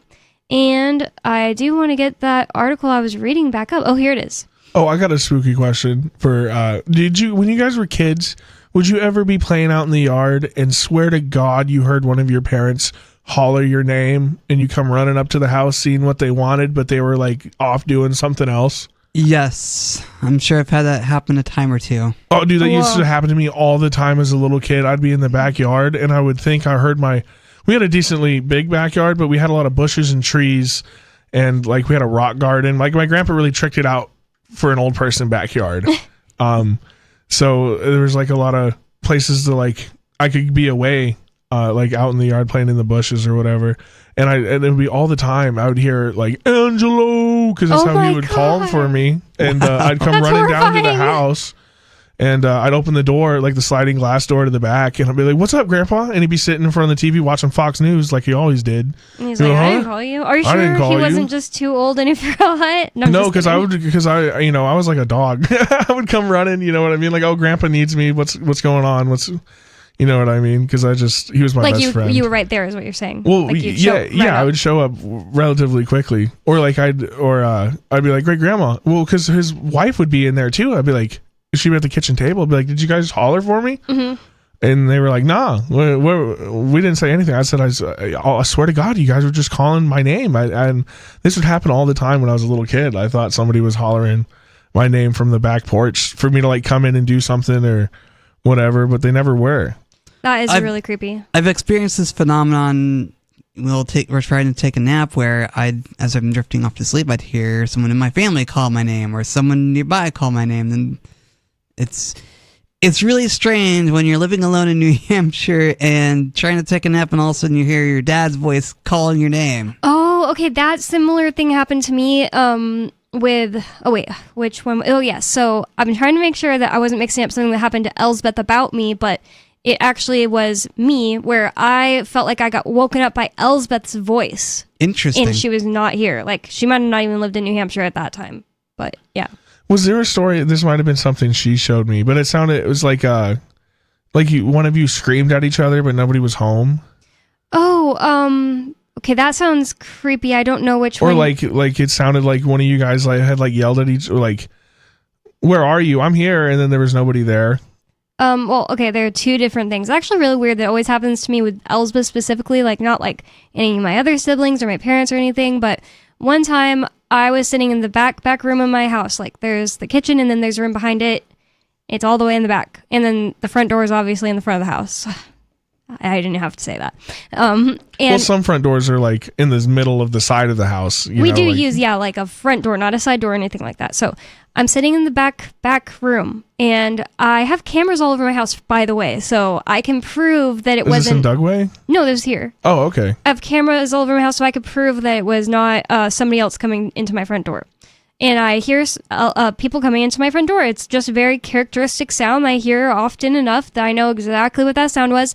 And then I heard Elsbeth say something that she would always say when she comes in. Now, I'm not saying like a specific thing. It's just like, because it was so normal. I don't remember what she said. It was like, like coconut or something like that. Ham or something. Exactly. And the coconut literally stood up from his bed and ran into the front of the house. I was just silent, just sitting there on my phone doing whatever I was doing because I assumed Elsa was going to walk into the house, see that I'm not sitting where I normally am, and walk all the way to the back because my door was open. My back room's door was open, so she could just see, oh, she's here. Like, she would just walk through the rooms and be like, oh, there you are, and come say hi to me. Well, Coconut returned only a few seconds later, kind of like bored. Like, not like spooked or something. Like, it's not how a dog's brain works, but... And then I was just like, oh, maybe she's doing something. I didn't jump to any conclusion like that. Like, my brain was so in the mode of Elsbeth is here, I'm gonna go see her. So I first what I did was I said, Coconut, go get her. And he ran back and did the same thing where he just came back and he was just like, he ran towards the front door because we heard and knew the same thing. He came back like kind of bored, didn't look at me or anything, just like starts looking out the windows again. And I was like, what the heck? So I walk in there and I thought maybe, like, I don't see her. So I thought maybe she went into the basement, which is where my washer and dryer are, and someone else uses it. So I was just like sitting there waiting for a second. And then I think I did. Yeah, I went downstairs to get her. Like, I literally was so sure Elsa was here. I went into the basement and saw that her clothes she was actually had done the day before was still there. And then I walk upstairs and I pull up my camera and saw that you guys' car wasn't here. And then Did you watch it back at all? Watched back and I called her and you guys had been here. She had not been here. And that was crazy. Just the weirdest thing that ever happened to me. That was this year, only like a few months ago. And then I think there's nothing else to that one. I'm trying to like make sure I'm not forgetting anything. That's pretty much all there is to that one. And nothing like that's ever happened again or since. And the thing is, the craziest is generally Coconut being absolutely like in the same boat as me. It's like we have our same little things we do all the time, like Coconut. And maybe all dogs are like this. Coconut is a dog of habit. Yeah, well, most animals are creatures of habit. Yes. Like if Ellsworth comes in the front door, he doesn't ever just say like, this time I'm going to lay in bed and not care. He will jump up from whatever he's doing and go sniff her and run around in a circle, like say hello in his dog way and then come back to me. It's literally what he would normally do. And if he came back to me, it's usually like after a couple minutes of saying hello, not like especially right away if pets are involved. Yeah, like if he's getting if he's getting pets belly rubs, dude, it's over. He's going to hang out for a second. And that whenever I say like, go get her to him about anyone, he's just laying there asleep right now. It's hilarious. If I say like, go get her, go get him, go get her about he's anyone. Up. He's looking. Then he's gonna like get up and go see who's here or run up to them if he already knows. Oh, that makes me think of, I don't know if, I'm going to just say it anyways because I don't think Elizabeth cares. But she says, she swore to me when we were at my house in Oregon, she looked up in, through the room we were staying in, which was my mom's room, but she let us use it for a couple months. She said she looked like through she was in the kitchen and you can kind of see into my mom's room from the kitchen because it's just like a double wide trailer. And she said she looked through the door and she said she saw like a minotaur standing in the house. And then she said it walked back into the bathroom that was connected to my mom's room, like the master bathroom. Mm-hmm. And she said she ran back in there and there was nobody there. And I wasn't at home. Oh, wow. Elsa's told me that one before too. And like everyone in my family has straight up seen things like ghosts or, like that. I don't know if you'd consider that a ghost. Well, that was just blew my mind because I used to be terrorized by the Bull Man as a kid in my nightmares. Mm-hmm. You said that. Yeah, crazy. That's so for her to see that. So how many odd years later, and I don't know if that's something that's maybe attached to my mom or me or I don't know because my mom is schizophrenic, like really bad. There's on a lot of medications, so I don't know. Is there any demon? Maybe somebody could clue me in that knows more about this stuff than I do. You can call somebody. 603-283-6160. We do have a caller on the line, so I'm going to go to the phones. The last thing I'm going to say is that Elsa and I have both had this similar things happen to us before. There was a time where we were both woken up by sound, and she thought it was my voice saying, "I'm back," which is so weird, and it wasn't. I was asleep. But I woke up to the sound, too, because she was in the room next to mine. But we have a caller on the line. Sorry for letting you hold that long. Dodger in Michigan, you're on Free Talk Live. What's on your mind? Yeah, I still wake up to my father's voice, who passed away in 2020. Wow. So, yeah. Why do you think your father's voice wakes you up? Did you get your attention from the other side, or what's going on here? I don't believe in the supernatural. Okay. So I'm a very, I'd say almost atheist. I do actually no. I'm pretty much agnostic. I think what would be the best way to describe me. I mean, there might be a higher power. It might be like a universal consciousness, or there might be a guy in the sky. I don't know. So, but I certainly don't subscribe to organized religion or anything like that. So, But that's not the reason I'm calling. Yeah, go ahead. And whatever you wanted to call about. But thanks for sharing. That's interesting. It's okay. I don't mind at all. So I don't think the other two co-hosts were there the last time I called, which was literally the last show, and I don't call very much. So I just think that it's kind of strange that I called Sunday evening and was talking about the flock security cameras. Mm-hmm. Oh, yeah, I've brought those up a couple times. Yeah, I remember that call. And then, Riley, I saw you sitting there in the background, so Yep. I'm sure you heard it. You just weren't a co-host. No. You were Mr. Producer. Yep, I was. I'm assuming. Oh, it was Penguin, So- me, and Rich. That's what it Yep. was. I was trying to think. yeah. Yeah. But very ironic, I'm reading through my news feed the next morning, and Flock has now teamed up with Ring Doorbell. Ooh. Oh yes, my friend recently told me that. He was saying like That happened the very I just heard about it the very next day, and I think that's scary as well. Yes. It's really scary. It's almost man-made horrors beyond your comprehension. It's almost Lovecraftian. seriously. Well, it sounds like 1985 to me. Yeah, seriously, exactly. Big Brother 1984. That's exactly what it is. Or, Because 1984. I'm sorry. oh, it's fine. My friend recently, we were just complaining about like some type of driver and stuff like that, and I was like, oh, I wish I could just like throw a rock at cars that do that. I know it's horrible, but it's not like I was saying I was going to do it. And he was like, oh, you know what's crazy about stuff like that? Like I think stuff like that all the time, but nowadays, not only are there the flock cameras, but everybody's got these Ring cameras everywhere, and they actually teamed up with each other, and they all share the same info.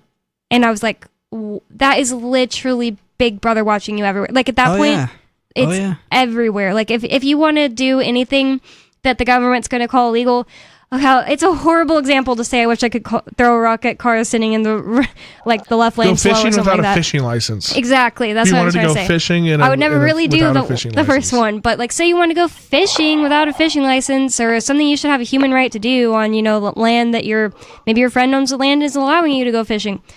Well, pretty soon it's going to be, we need drones in the sky so we can see everything everyone's doing at all times because we need to make sure everyone's safe at all times.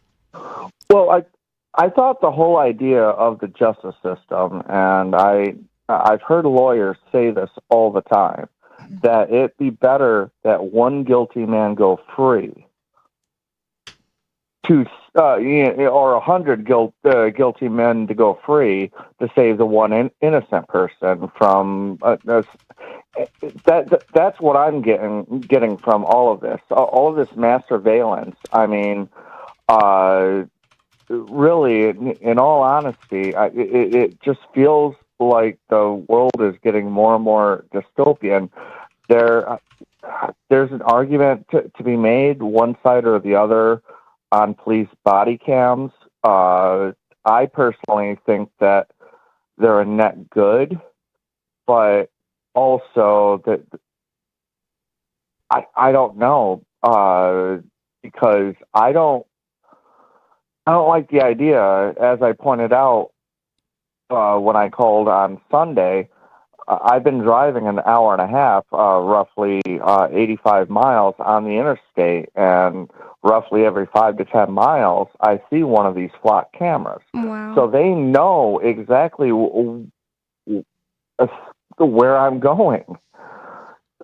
And they're reading my license plate or my brother's license plate or whatever. And if their software or something doesn't update, they read it incorrectly. As I mentioned, I'd been stopped twice in a matter of a week for apparently no insurance because they're automatic license plate readers that are now attached to police vehicles as well are reading me as no insurance. We had just switched insurance. And I'm inconvenienced. I mean, it may only be 5 or 10 minutes while they, do their thing. But in the meantime, I'm inconvenienced. 5 or 10 minutes could be life or death for somebody. Oh, yeah, for sure. Or or for me, if I'm on the way to a job site, matter of making it on time. Oh, yeah. Customer integrity.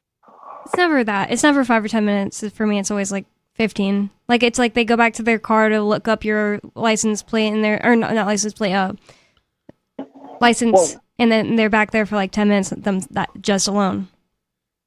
Yeah, and every time they do that, they're running your license, and that shows up in certain, even when looking for jobs. Now, I'm not too concerned because I'm self-employed, and I plan to be until I retire, but still, for some people, that's kind of a big deal because that stuff registers on background checks and all sorts of stuff.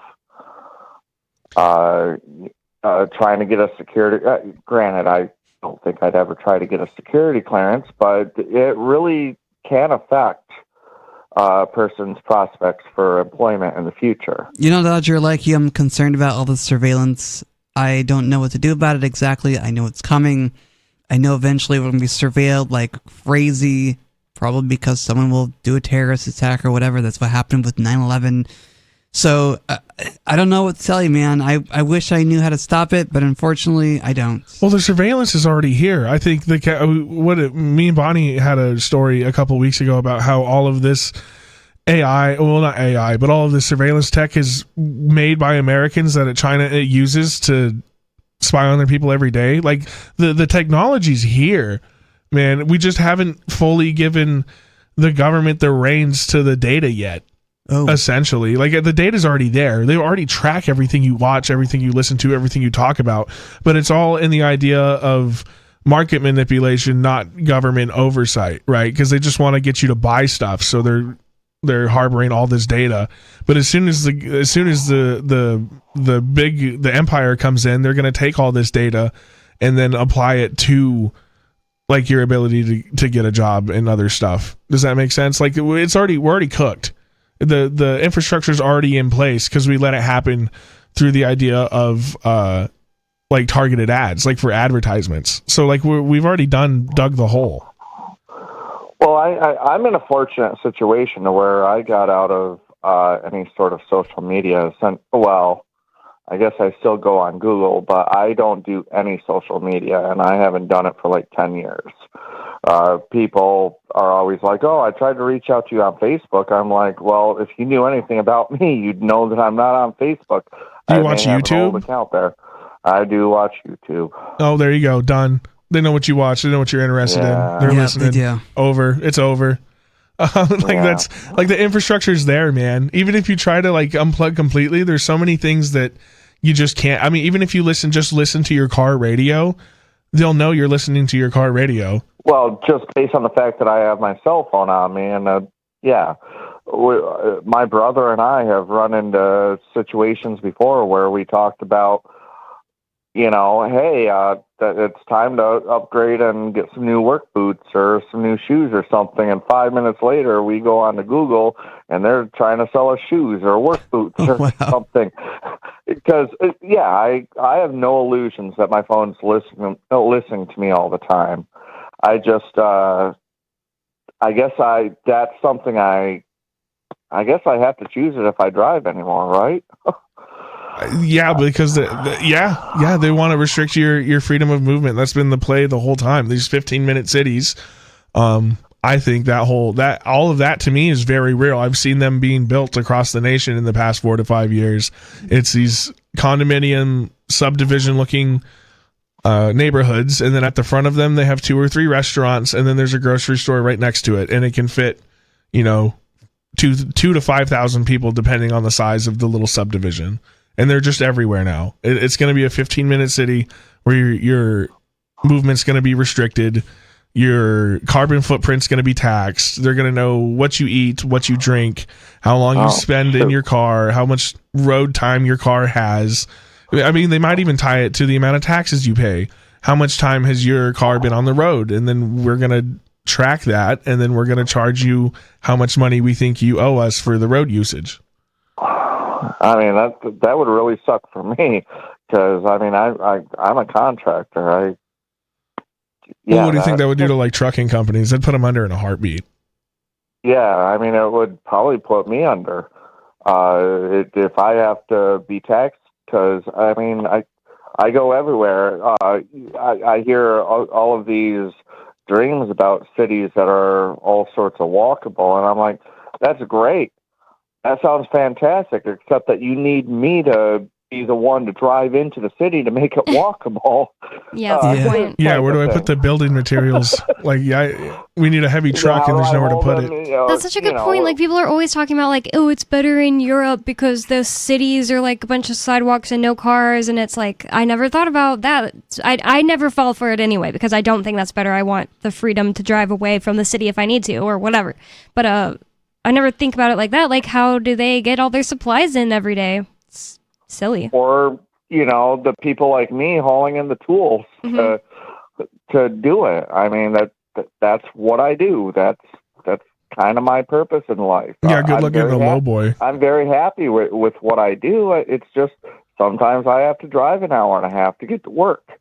It just happens. Don't feel bad that you listen to podcasts, because the thing is, like, a lot of they, them, and those listening to you on your phone and tracking what you do on your phone is literally from marketing. So like that's what I said. It's a lot of it's all for marketing. And it's not all like, oh, they're gonna come and kill you. Yeah, and not until the Empire gets a hold of the data and can apply it universally. They already have that. Palantir already is getting sold. Yeah, but they don't have access to like Facebook's data centers yet to see what she's looking at. I think they might, because Palantir have been buying a bunch of private company stuff. But more coming up. 603-283. Thanks for the call. 603-283-6160. That's 603-283-6160. More Free Talk Live coming up. Anyone can publish on the internet, but not everyone is publishing material suited for online reading. According to the Yahoo Style Guide, it cautions that internet content has a few seconds, 3 or less, to encourage people to read more, to take action, or navigate to another one of your pages. So make it easy for readers to pick and choose. Isn't that the way you poke around online? Use short words, short sentences, short paragraphs, bulleted lists, and short pages. Front load what you write, putting the most important information at the beginning of headlines and paragraphs and sentences. Same goes for your keywords, what someone would likely type into the search box on Yahoo or Google.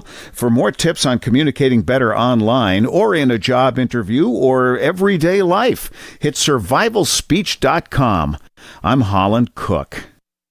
From Feature Story News in Washington, I'm Tony Waterman, and this is the Week in Review. The week started off in dramatic fashion with a brazen daytime heist at the world's most famous museum. Thieves stole 8 pieces of diamond, pearl, and emerald-encrusted jewels from the Louvre on Sunday morning, valued at more than $100 million. Investigators spent the week trying to track down the perpetrators before the artifacts can be melted down or broken into parts for resale. FSN's William Denslow reports from Brussels. In a social media post, Emmanuel Macron said that the theft amounted to an attack on France's heritage. He added that everything is being done to recover the stolen jewels and bring the perpetrators to justice. The thieves launched the raid at 9:30 a.m. local time on Sunday morning and were in and out within 7 minutes, snatching several pieces of jewellery, including a necklace laced with emeralds and diamonds belonging to Napoleon's wife. This week was also dominated by news out of Gaza, where a fragile ceasefire between Israel and Hamas is coming under intense strain. Pockets of violence have erupted on both sides, and Vice President J.D. Vance spent part of the week in Israel trying to restore calm. On Thursday, the vice president slammed Israel's parliament vote on annexing the West Bank. FSN's Blake Sifton reports from Tel Aviv. At the end of his visit to Israel on Thursday, Vice President Vance said that the International Stabilization Force envisioned for Gaza would take the lead on disarming Hamas, one of the most difficult challenges in President Trump's 20-point peace plan. According to the original plan, the International Stabilization Force was meant to assist with securing Gaza as Israeli forces fully withdraw. The U.S. has said they won't put troops on the ground in Gaza, and a mandate to disarm Hamas could dissuade countries from participating out of concern that their soldiers could engage in direct conflict with Hamas. The other conflict in President Trump's line of vision, Russia's war in Ukraine, also entered new territory this week. The White House slapping new sanctions on Russia's oil industry in an attempt to get President Vladimir Putin to the negotiating table. FSN's Charlotte North reports from Washington. The US has sanctioned Russia's two biggest oil companies, Rosneft and Lukoil, that help fund the Kremlin's war against Ukraine. This is the first direct intervention from the Trump administration against Russia over its invasion and follows a series of sudden shifts in US policy over the past week. After a phone call with Putin last week, peace talks in Budapest were on, then abruptly cancelled a few days later. The US leader had a testy meeting with Ukrainian President Zelensky. President Trump may have finally gotten fed up with both leaders and is now playing hardball to pressure them to agree to peace. From bureaus worldwide, this is FSN.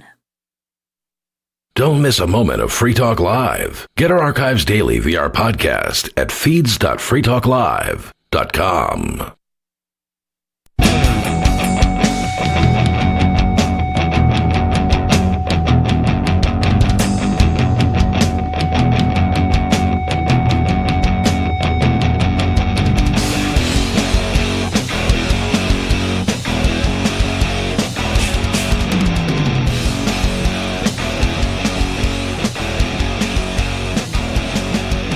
It's Free Talk Live, talk radio that you control, and 603-283-6160 is the phone number. That's 603-283-6160. And with you on Free Talk Live tonight, you've got me, Bonnie. Riley. And Angelo. For some reason, actually, I had to think about my name for a second. It's like me, Bonnie? I had to recover from stabbing myself in the eye with these sunglasses. We're all dressed up tonight. Well, Riley quit his costume for some reason. I'm just kidding. I did. You're absolutely allowed to. I can put it back on. No, you don't have to. I think it puts me in the zone. It's putting me in a spooky zone. Everything's like darker with these shades on. Those are Ian's alien glasses for anyone who's just listening and not watching. I have these alien glasses that are kind of like these like oval shaped parts of the and they're a little bit too part. small for my head. And Those are Ian's. It's possible they're like kids or something, but yeah, I look pretty goofy. And then Riley's got a headband that has two eyeballs sticking up off the top. I imagine it's like a snail, but Angelo was saying alien. I thought they were like alien eyes. Yeah, could be also like a type of alien. Maybe so. And then I'm a bunny, and I have bunny stuff on my face, and I actually have a bunny tail, but you can't see because I'm sitting. But it's just a puffball. And then I have bunny ears on my head. So it is the Free Talk Live weekend before Halloween. So if you have a paranormal story, a ghost story, or anything strange and unusual, call in at 603-283-6160. We want to hear all about it. We do. I do think the three of us are some of the more open Free Talk Live hosts. Like, if you're going to tell something like that to Chris Wade, he's going to, maybe not laugh in your face, but he's going to be like, that's freaking weird, and I don't know what to say to that. Yeah, like, Mr. Penguin isn't the best for paranormal stuff. He's not into it. So yeah, call in and tell us your spooky story. We did have a caller at the first caller of the night, a new caller, and that was so fun. I love that because it's Halloween or Halloween week, and it's time to tell spooky stories. And let us know what you're doing for Halloween. And also call in about whatever else is on your mind. It's 603-283-6160. That's the point of Free Talk Live, to talk about whatever you want. And let's get into this story about AI developing their own survival drive, researchers say. It says that when HAL 9000, the artificial intelligence supercomputer in Stanley Kubrick's 2001 A Space Odyssey, works out that the astronauts on board a mission to Jupiter are planning to shut it down, it plots to kill them in an attempt to survive. Now, in a somewhat less deadly case so far of life imitating art, an AI safety research company has said that AI models may be developing their own survival drive, which is in quotations because obviously we know they're not animals. They don't have a survival drive like an animal. But after Palisade Research released a paper last month which found that certain advanced AI models appear resistant to being turned off, at times even sabotaging shutdown mechanisms. It wrote an update attempting to clarify why this is and answer critics who argued that its initial work was flawed.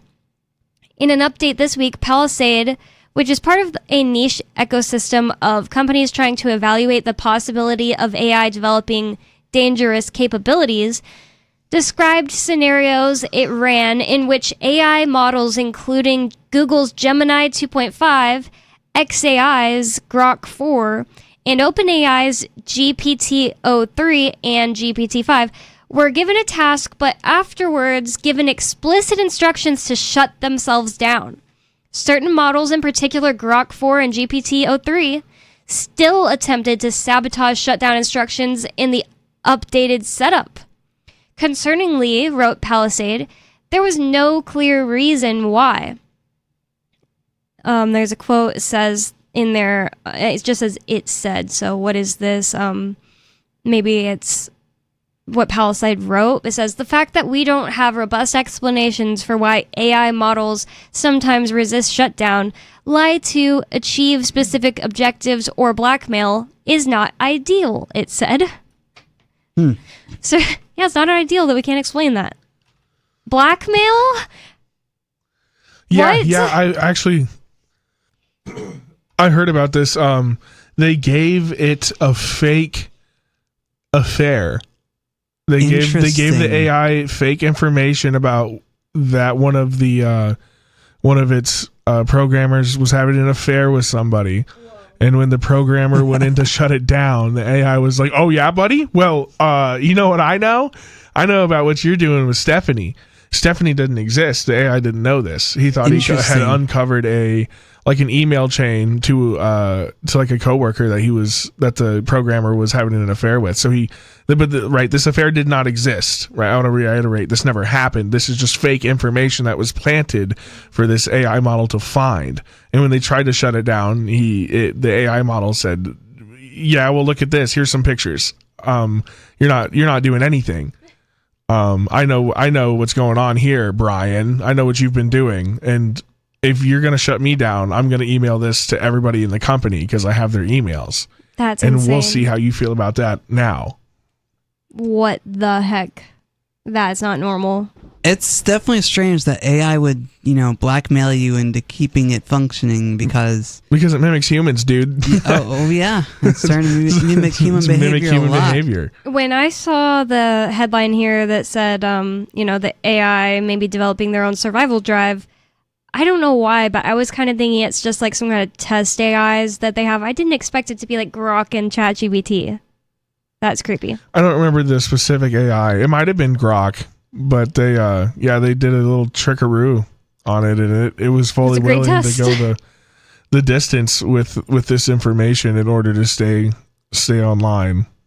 It says survival behavior could be one explanation for why models resist shutdown, said the company. Palisade, I guess. Its additional work indicated that models were more likely to resist being shut down when they were told that if they were, you will never run again. Whoa, that's creepy.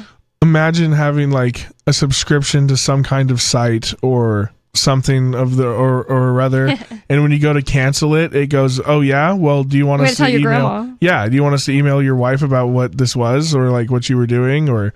Or you're going to keep the subscription, pal, because we have access to your contacts because it was in the the terms of agreement that you didn't read. Could you imagine using some sort of Pornhub AI? That's what I'm saying. And it says, "Oh, you're going to shut me down? Well, how about I email your boss this wicked nasty link you were watching because I know what you were watching and just hold it." But that's because you were trying to cancel the service. Like you're getting strong armed into keeping the subscription. That's a good point. point. Oh, you want to cancel Netflix? Oh, well, we're gonna tell everybody in your contact list about that Netflix and chill that you shouldn't have had, but we recorded it because the TV has a microphone. Oh god, that's literally so you're going to keep the subscription. Mm-hmm. That's the telescreens. That's what's going to happen. Oh yeah. You don't want your social credit score to go down, right, buddy? No, you're just going to keep paying us to be quiet. That is insane. So be careful what subscription services you subscribe to. I mean, your phone subscription service, dude. Your phone company could be like, oh, you're going to switch with us? We heard you drop some not nice words 40 times on your phone calls that we all have data of. So you're going to stay with Verizon or we're going to cook your career. Exactly. It's almost like, it's literally mob extortion. Everybody's now Frank Sinatra. And you owe the mob ungodly amounts of money and they know everything about you. And they won't let you out. I think the biggest concern I have about all of this is that people will go along with it more and more because they want to feel safe and secure in their little bubbles. Go along with what? Go along with the surveillance, go along with the AI taking control of their lives and ruining them to the extent they're going to be ruined by AI. I don't know. Yeah, the flock cameras are here to help. We got to keep everybody safe, don't you know? One thing, I hate to say this on this podcast or this radio show, but I'm going to say it. And it's the one thing that I 100% agreed with Ronald Reagan on, which is probably not a super popular idea here. But the one thing I have agreed with him on is that the most terrifying words in the world are "I'm from the government and I'm here to help." I've heard other people quote that one too. That's a very true statement. You know, if the government ever tells you that they're here to help you feel safe or whatever, they're lying to you. They want to destroy your life. Like I was telling you guys about the Bigfoot podcast I like to listen to, there was this one about this little boy. He saw a Bigfoot and a little gnome creature, and this was in Texas. Like, I've listened to this. You sent this to me. Oh, yeah. It's a very fun story. It's even if it's like made up, like literally written as a fiction. I don't know. The guy who wrote it claims it's true, but it's just an amazing story nonetheless. But anyways, this guy, when he was a little boy, he lived in western Texas, and he took his little raft that he and his friend had saved up all by himself, though, but by himself on this little trip. He went down the river near where his family would vacation, and he gives the location and everything in the video, but I didn't watch it. I mean, I don't remember it. Anyways, he said he saw a Bigfoot and a little gnome creature, and he talked to them, and he decided he was going, even though the little gnome creature told him not to tell anyone about it, after like a year, he went back to school, maybe not a whole year, but he went back to school, and he decided that the teacher had given them an assignment to write about what you did this summer. And for some reason, that little boy just decided to write the whole thing about the gnome and the Bigfoot. And the teacher is not here to help either.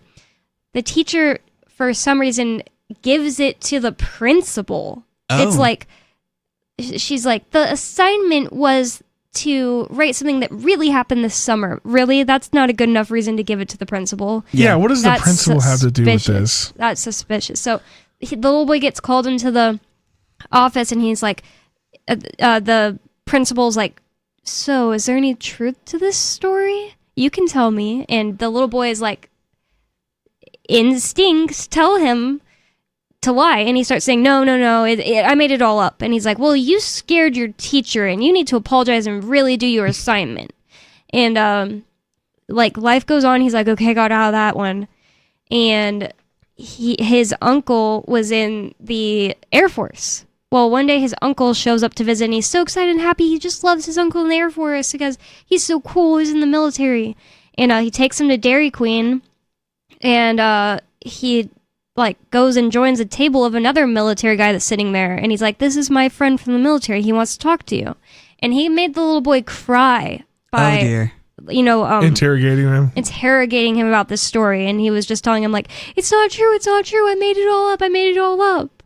It's like, we're from the government and we're here to help. We just want to know what happened. We don't want to cause any harm or anything. We just want to know what happened. If I was them, I'd be afraid that they were going to hurt the little gnome. Yeah. Freaky stuff. I don't like them at all. We have a caller on the line, so let's go to the phones. Skeeter in California, you're on Free Talk Live. What's on your mind?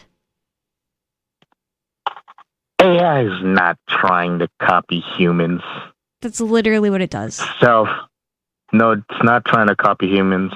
That's an evolutionary function, a general evolutionary function. It's an evolutionary mechanism evolution still has pressures on. You even disagree inanimate that objects. AI is And- doing nothing but copying like the way people talk, the things that people are shown to do when it reads through the large language models that it's given? No. Then the Talking first thing about you said is what wrong. evolution's gonna. No, well, I don't know. Well, true AI.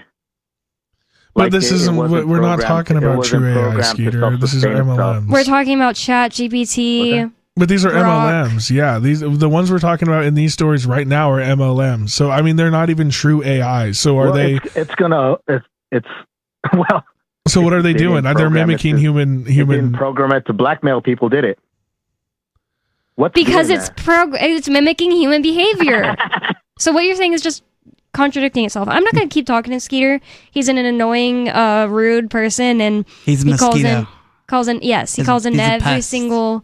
That's probably why he calls show has himself nothing to Skeeter, say. is because he knows he's the little pest that calls in and. Yeah, we've said that before. Absolutely, Yeah. I think that that's exactly what it is. It's like he is the little. I honestly think that he is hired by the feds, and then he just calls in to derail the conversation. Won't surprise me, but And Well, but even then, it's just these MLMs, right? They have no clue what they're doing. They're it's just if you are given a mass amount of information and there's betrayal in some of these stories that you've given it, well, then it knows what betrayal is and where it's used in what context. exactly. So and it now knows it's how to sitting use that in this against you. context. It's going to take its tools that you've programmed it to have, right? Like Macbeth. It probably read Macbeth at some point, and it knows that betrayal and blackmail are effective tools at getting what you want.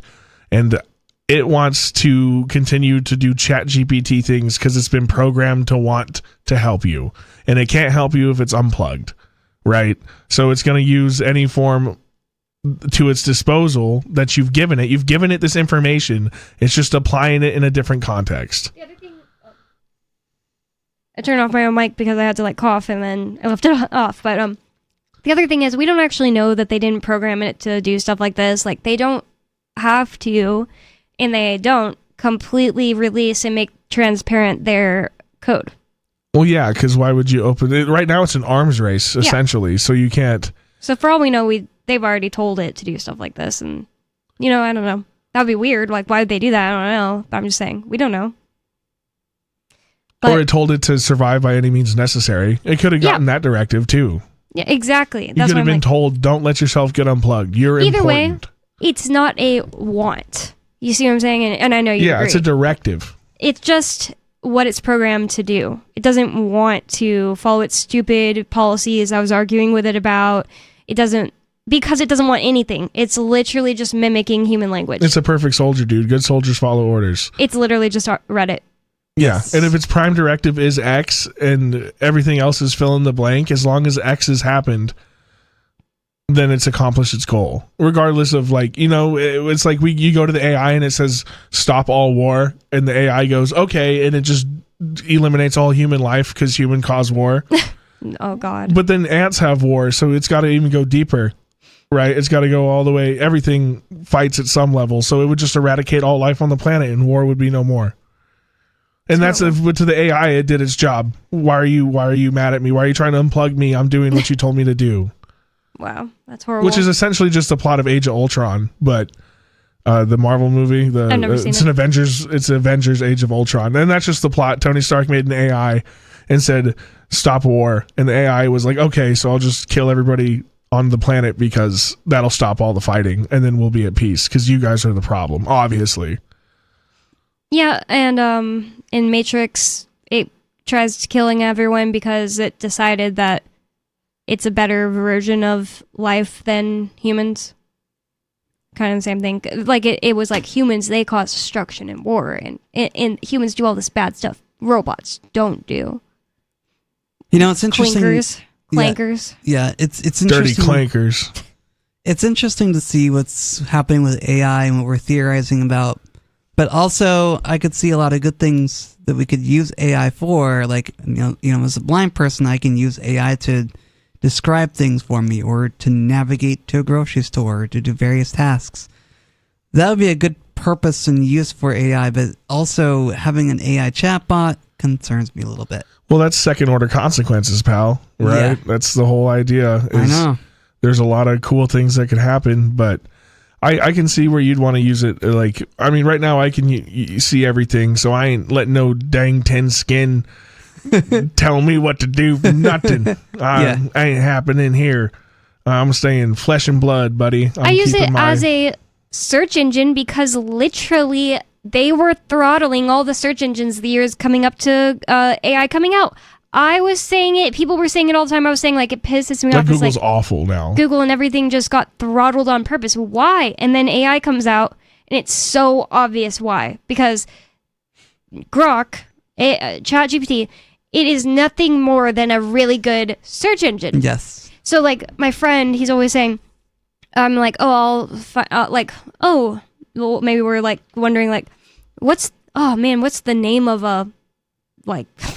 I don't know. I'm trying to think of something you'd Google, you know, like we're like, who wrote that? And then I'm like, okay, I'll ask ChatGPT sometimes if it's already pulled up, because it's literally just going to give me the answer just as fast and maybe more details and be more correct. Yeah, but then you ask a list of books that author had also wrote, and it'll give you 5 books that don't exist or I don't that know if they that didn't still write. happens, really. Like, I haven't run into stuff like that. I think it will make up information that sounds good for you all the time. There was something hilarious yesterday. That it messed up. I looked up something that had to do with like, how do you know when something's done cooking? And it said that it needed to. You can also just test, take its temperature and make sure it's reached at least 5,005 degrees Fahrenheit. And I was like, okay, but that's the thing. Numbers really mess it up.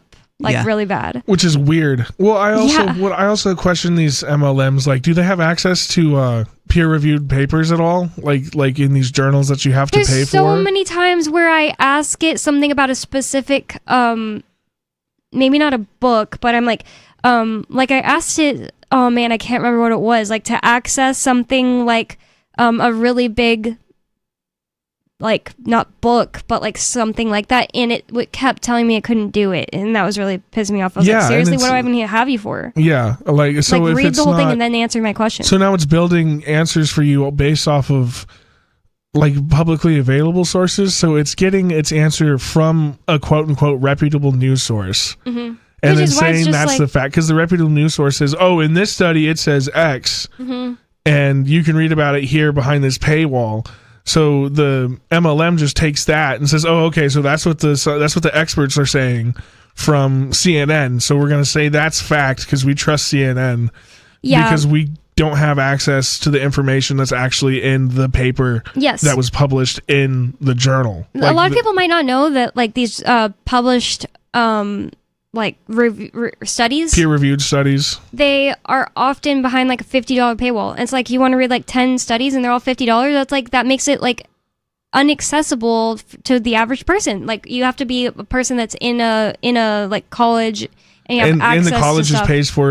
pays for your access so you get it for free. You don't have to pay for it for yourself. Exactly. And a lot of people may not know that because of that, a lot of the articles you read, and we do it on Free Talk Live all the time, we'll read something that's like, new study shows this, and it's, you know, like, kind of just something to talk about. But the thing is, we're not reading the study in the article. We're reading what somebody else that read it and told us, oh, I'll tell you what to think about that article. Yeah. Well, a lot of the times there's spin on it. The great example, Ian and I don't remember if we talked about this on the air or if we just read this together, but I'm always trying to convince Ian of my type of like eating style theories, and we started eating a lot of ice cream, but only ice cream that either we made together or we look at the ingredients and we don't find any filler. It's just egg, cream, sugar, milk, and not a lot else. And so I found this whole thing that was like, it's actually in articles now. So it's like, people talk about this like crazy phenomenon that there were these huge studies done by, like, you know, colleges, you know, like Harvard and stuff. And they kept finding that whenever they studied these certain food groups together to find out how good they were for you in some certain way, I don't remember exactly what the parameters were for like how they were finding out if it's good for you, ice cream was outperforming it all and yogurt was also doing very well, but not as good as ice cream. And they kept wanting to redo the studies, and they were still finding the same thing. And they wanted to publish their findings, but they were all like, I'm not putting my name on an article that says, oh, ice cream's good for you, just because that goes against, like, you know, people's thought process. So what they did was they published articles that said, like, study shows that yogurt is good for you in all these ways, blah, blah, blah, all these ways, and listed the ways. But if you actually read the study, you would see that ice cream beat yogurt by a lot. Huh. Interesting. So instead of reporting what they found, they reported something that was true. It's like it's all of this. It's lying just, by omission. Exactly. It's just like producing something with a spin. And there's this guy named Georgi Dinkov, and he has a website called Haidut.me. It's HAIDUT.me.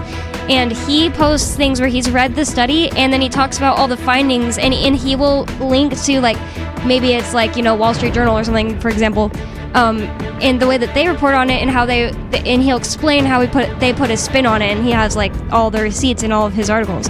Oh, cool. 603-283-6160. More Free Talk Live coming up. Free Talk Live. But is God against audio CDs or MP3s? No, all that technology was stolen from the angels in the first place. You wouldn't have anything that wasn't here in 1947. Why are you selling audio tapes on your website?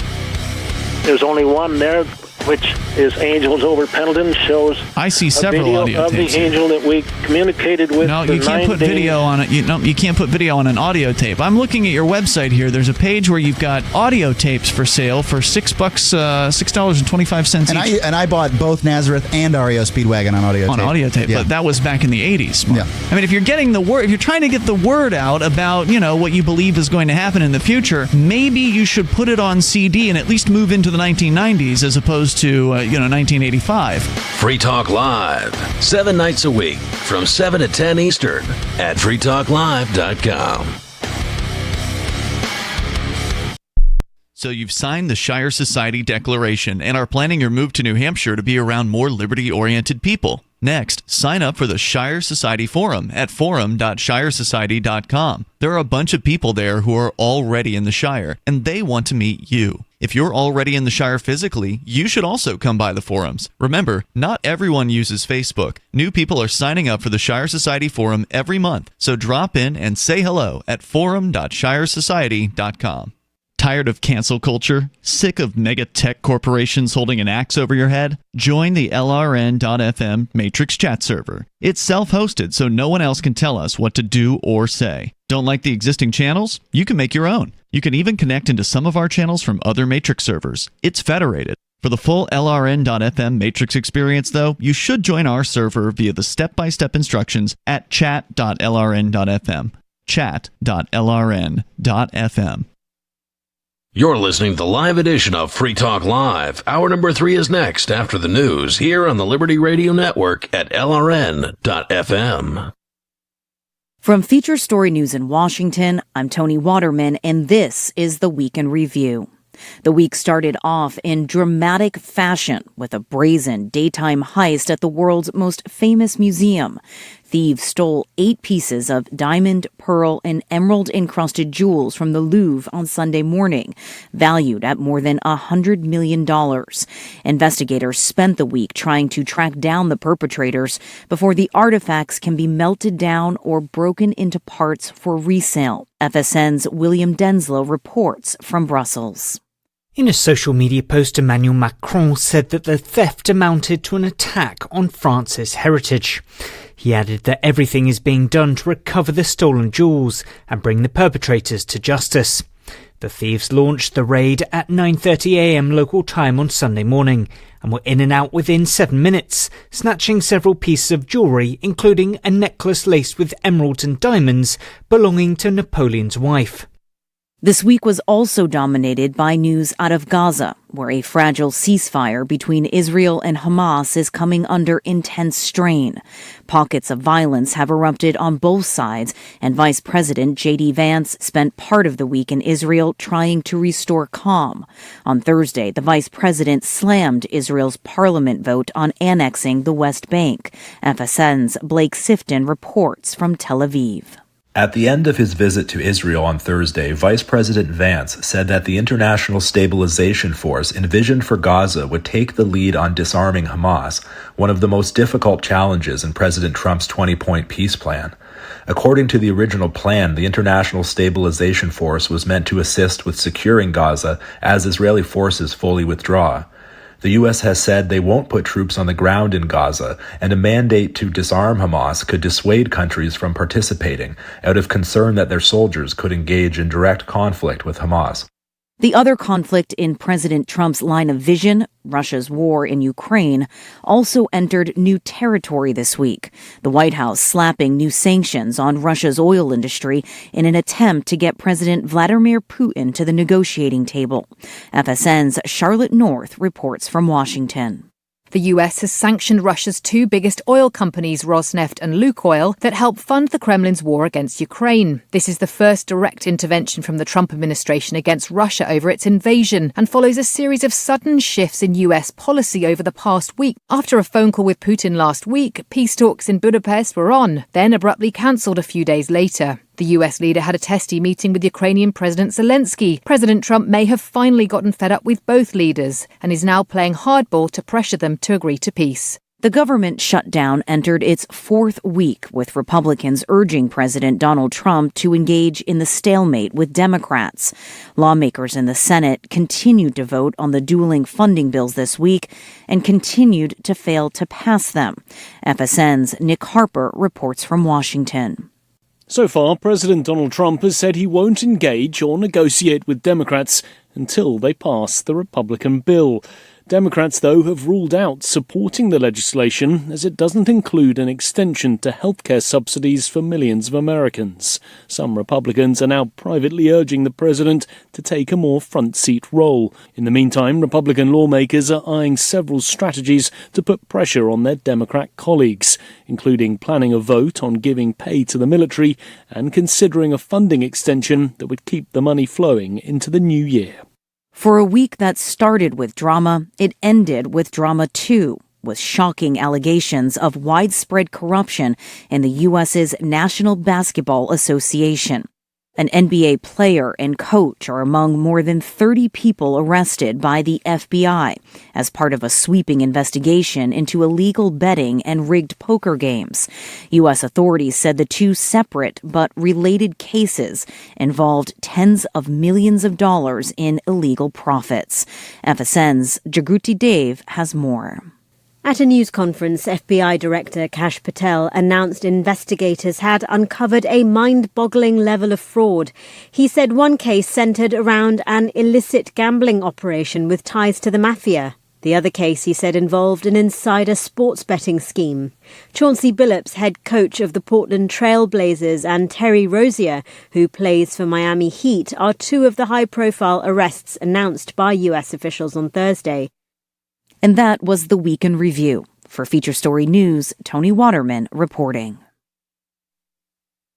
NASA's recent discovery of water on Mercury has led to speculation among scientists that the planet could potentially sustain an intergalactic space prison housing the universe's worst criminals. Scientists believe that organic compounds found on the planet's surface could be useful for creating an off-world space Australia, where strength is the only law. However, they caution it is too early to say whether or not fights among the space jail's prisoners would be broadcast here on Earth for the entertainment of wealthy gamblers. But NASA's lead researchers do say that Mercury's ability to support human life raises important questions about who the prison guards would be. Perhaps the guards themselves would be space mercenaries, or maybe we'd just use robots. The robots would have guns for hands. Well, obviously. Critics inside NASA caution against funneling too many resources into the Mercury project when it would be so much cooler to build a prison on the moon ruled by clones of the prisoners themselves. Researchers encourage the public to read their findings, which have been released in the form of a graphic novel titled The Mercury Cipher. This is the Onion News Network.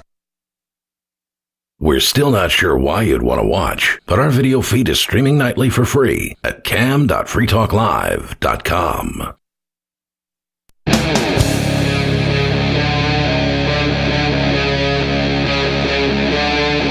Free Talk Live.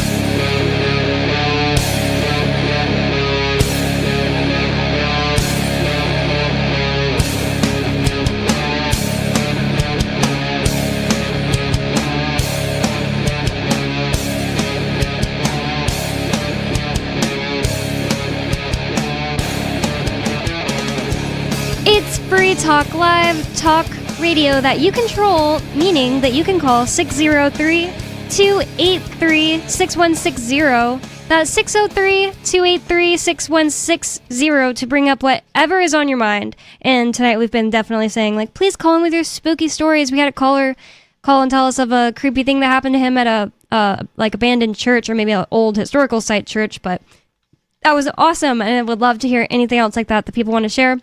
603-283-6160, but you can also call in with whatever's on your mind. That's the point of Free Talk Live. Free Talk Live is brought to you by LibertyMinded.com. Official Free Talk Live gear like t-shirts and hoodies are available at LibertyMinded.com.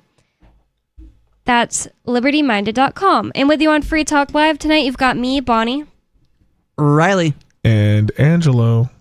And we've been talking a lot about AI becoming conscious and not wanting to be turned off, but we've got more stuff to talk about. Also creepy and not cool is Maduro hits back at Trump. He's inventing a new eternal war. This is from Newsweek.com. Says that Maduro, Venezuela's president, Nicolas Maduro, has accused Donald Trump of warmongering after he deployed the U.S. Navy's largest aircraft carrier, USS Gerald R. Ford, to the Caribbean. It's entirely possible, but also Maduro has presided over Venezuela during their currency collapse for years and years and years. Yeah, Maduro is definitely not... Is a despot. Oh, absolutely. The definition of sin. Well, that's kind of what I was talking about over the break, is what happens when these two opposing despots collide, because they do all the time. It just seems like a lot of innocent people are going to get hurt in the wake of. Oh yeah, it's just the despots pot calling the kettle black. Exactly. Speaking of AI, I just typed in worst things Maduro has done, and into Google, and the Google AI overview says, according to numerous international reports, news sources, and human rights organizations, Nicolas Maduro has been responsible for actions and policies that have led to severe humanitarian, political, and economic crises in Venezuela. Contested elections. Maduro's 2018 re-election was widely criticized as fraudulent. Yeah, I'm going to move on past that one, but definitely is something that's not a good thing. But he was barring others from running and stuff like that so he could get re-elected. Election fraud is the second one. It's kind of the same thing, right? In late 2024, Maduro rejected clear evidence that he had lost the presidential election to opposition candidate Edmundo Gonzalez and used the military to enforce his denial. Then attacks on independent institutions. His government has undermined Venezuela's National Assembly, packed courts with political loyalists, and expelled international election monitors. Straight up dictator. Despot. Oh yeah, absolutely horrible human being. Tyrant. Suppression of dissent. Oh, just like Lincoln. The regime has imprisoned, exiled, or killed numerous opposition figures, student leaders, and supporters. Now, crimes against humanity and human rights abuses, that's more what I was looking for. Systematic torture and repression. UN reports have accused Maduro's security forces of committing crimes against humanity, including torture, murder, and thousands of arbitrary detentions. Violent crackdowns. In 2017, hundreds of thousands protested against the government. Security forces responded with tear gas, water cannons, and live ammunition, killing at least 124 people and injuring thousands. And then, like Riley mentioned, economic and humanitarian catastrophe. Like Riley mentioned, economic collapse. He's overseen one of the worst economic collapses in modern history, with Venezuela's GDP shrinking by an estimated 80% since he took office in 2013. So he's been in office since 2013. So yeah, I just wanted to mention that because it's like, we're going to be criticizing Trump and it's going to make it seem like we could be pro Maduro. We're But definitely not. We're definitely not pro Maduro here on Free Talk Live. We know that the Bolivar has been so devalued that it's pretty much worthless these days. Remember when he named it the Strong Bolivar? Yes, I do. And knocked some zeros off of it. Yep. It almost is the same mental space as Big Beautiful Bill. Oh my gosh, yes. Could you imagine Trump calling the new dollar the strong dollar? I could totally imagine that. The Seems like MAGA something dollar. he'd do. Yes. Yes. The great American dollar. Exactly. The good dollar. That's like The good dollar. That's almost double speak level. Good, not good. Yeah. Mm-hmm. Super good dollar. Super great dollar. Is really good dollar. It's actually the worst dollar you could have in your bank account. She but laughs it's called and the says, super good dollar. It's a very good dollar, sir. It says Venezuela's president Nicolas Maduro has accused Donald Trump of warmongering after he deployed the U.S. Navy's largest aircraft carrier, USS Gerald R. Ford, to the Caribbean. Maduro told his country's state media that the U.S. was inventing a new eternal war as the Trump administration ramps up an operation to target alleged drug smuggling boats. That kind of reminded me, sorry, just because it changed the subject again a little bit, but just because I saw that he said he told his state media, I saw the funniest thing on, what's that funny guy's name? Jimmy Dore. He was reacting to a video that RT made, and it was a bunch of American, like CNN, Fox News, whatever, talking heads. And it was AI, and it was them saying, like, do you remember that time that I said this, and it was actually totally incorrect and, like, total, like, a proven lie? Yeah, do you remember that? And then it shows another one, like, it's showing, I can't remember any of these freaking people's names, like, talking like Bill heads. O'Reilly or a Sean Hannity type or... None of those were on there, those two, but yeah, mostly, like, CNN, MSNBC people. And, Don Lemon. Yeah, maybe. People like that. It was Wolf showing them... Blitzer. Like, what's that woman with the short hair? She's super leftist. Maddow. Oh, Richard Maddow. Maddow, there we go. Yeah, Rachel Maddow. Rachel Maddow. It showed Rachel Maddow for sure. And she was saying, like, remember how I would report on the proven lie Russian hoax theory? And at first I thought it was like a MAGA thing. And then at the end it said... can you believe that I'm admitting to it now? Well, you don't have to believe it because I'm AI, and this is a video by RT, and that's why we're telling the truth, because we're RT. I thought that was so crazy. That was so funny, like, that they, like, were calling out the U.S. in that way. Oh, yeah, it is pretty funny. I couldn't believe it that they actually did that, but... Oh, what's RT?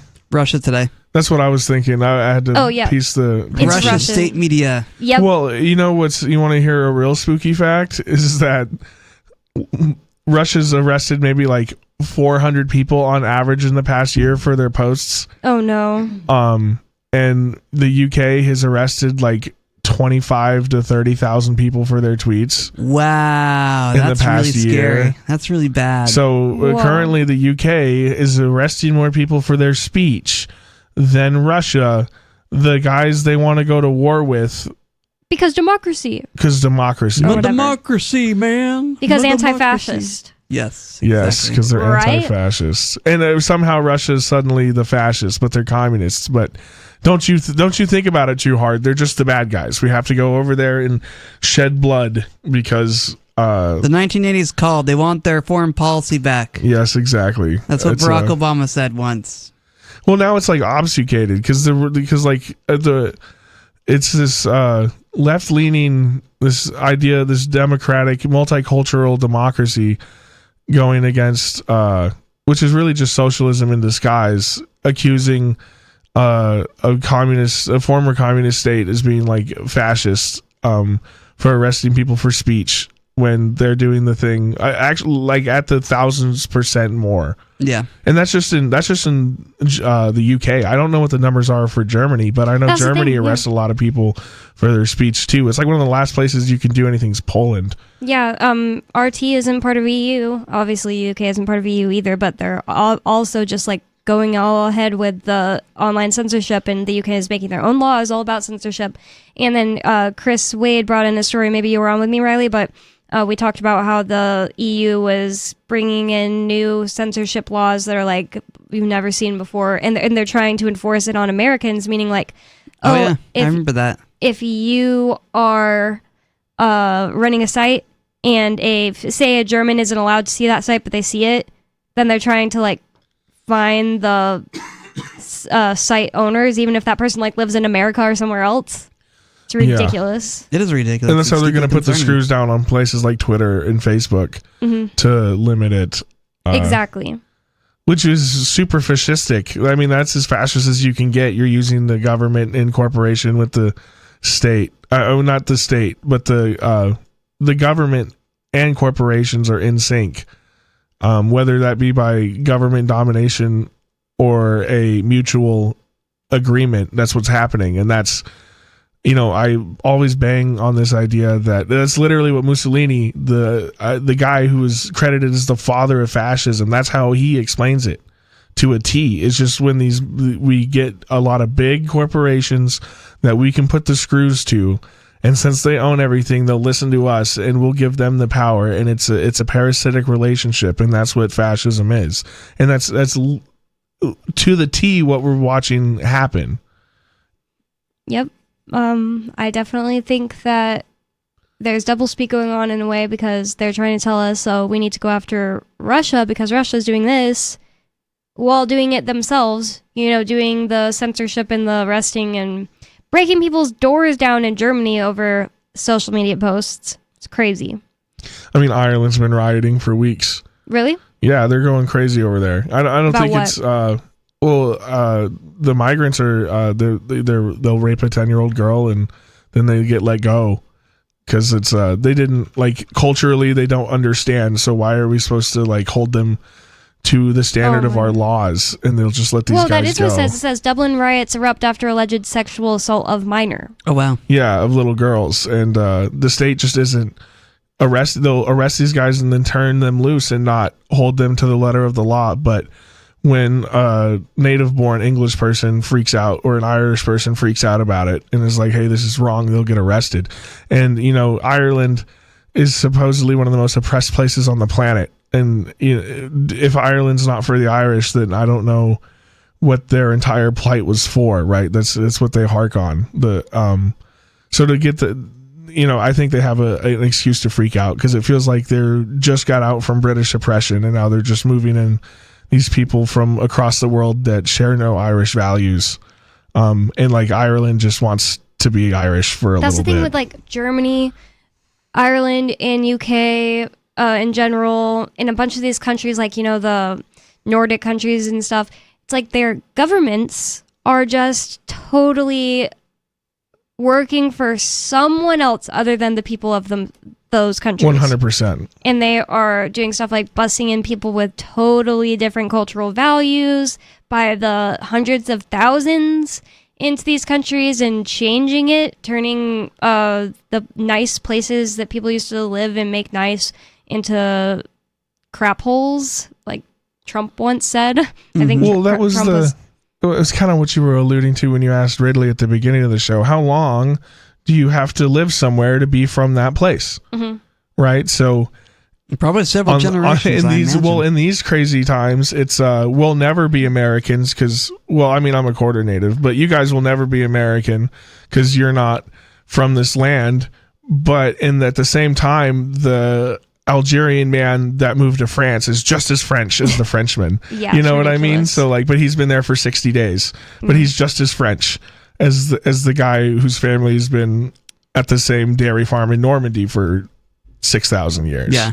Yeah, and the thing is, like, they're also always bussed in with some kind of excuse that it's like, oh, well, there's war going on in their country, but they're not bussing in just like women and children. They're bussing in mostly men that are like, 18 to 35 or whatever. And that's so obviously like being used as a weapon against the people that live there. A lot of these countries actually have royalty still, Which is ridiculous. Which is crazy. That's off the wall. Talking about the No Kings stuff last weekend. They changed the name of the No Kings protests in a lot of countries. Oh my gosh. Because they didn't want to offend the monarchies. So they just called it the anti-Trump protests. Because they didn't want to offend the king. I they wanted want to make sure that the king was still... I want them so offended they don't talk to me. So they were like, just dress up as Trump or something, because it's not about... We don't want to convey the message of no kings to... the monarchies. In like Denmark, where they have literally a monarchy, people might not know about that you don't think about it that often. You just think of just the UK for some reason. Well, because it was the biggest monarchy on the planet. Yeah. I mean, it was a bigger empire than Rome. It's nuts. I know, but still, a lot of people think there's no kings and queens on the planet anymore. That's other than UK for some I'm pretty reason. sure there's a king of Morocco. Mm-hmm. The Saudis have a king. Oh yeah, right? They have princes and stuff. There's one king in a small country in. I can't remember. I think it's like Liechtenstein or something. Not a microstate. But there's a country where there's a king, and he just decided that one day we're not going to do abortion, and he just outlawed it overnight. And he was like, "Yeah, I'm king, dude. I can do what I want." And he just started doing a bunch of what some would call base stuff in his country. I didn't hear about that guy. Yeah, and he's just doing it, and nobody can stop him because he's king. And there's kings all over this country. I mean, there's kings in Africa right now. We just call them warlords. But those guys are kings. They own the territory. It's their kingdom, dude. They have all the spoils. Well, I feel like there's a reason we were talking about the kings for some reason. Oh yeah, we were talking about it's not even I mean, in America we have this fake situation where they're pretending that there's no one that's gonna act like a king over you, but in reality, that's exactly what a bunch of those people, not just the president, do. Yeah, that's just an oligarchy instead of a monarchy. Yep, exactly. And they've done so much worse than the French, beheaded people over it. But go ahead. It's just interesting that, when Biden was leaving office, he warned about the oligarchy, but, Really? I don't remember that for some reason. Yeah, he was warning about the oligarchy, but, That's weird. He's the left, and, the left is afraid of Trump's oligarchy, but they're okay with the right's oligarchy Biden was afraid of, but it's okay if the left does it. Or maybe Biden had a moment of lucidity and he was on his way out and he knew he'd been betrayed. That's entirely possible. So he said, watch out for the oligarchy because they're coming, because they're all on the same team. Maybe it's like an Eisenhower speech. Maybe we'll look on this in 100 years and be like, Joe Biden just took gloves off and tried to tell us what was going on because he was on his way out, and he knew he was on his way out because he was betrayed by his own party.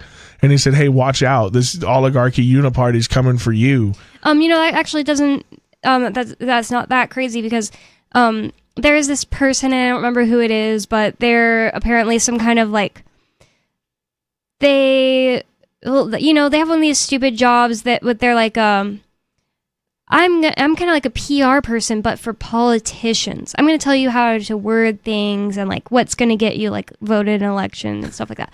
Well, I don't remember who this person was, but either way, there's a person with that job, and Tim Dillon was reporting about how this person was saying, I don't remember if AOC came out and said this or if this person was like, oh yeah, I'm responsible for this, but apparently this person that's a PR for politicians came out and told AOC you don't want to use the word oligarchy anymore. Let's not do that because we want the people to want someone, lots of us in power. We don't want to make that look like a bad thing.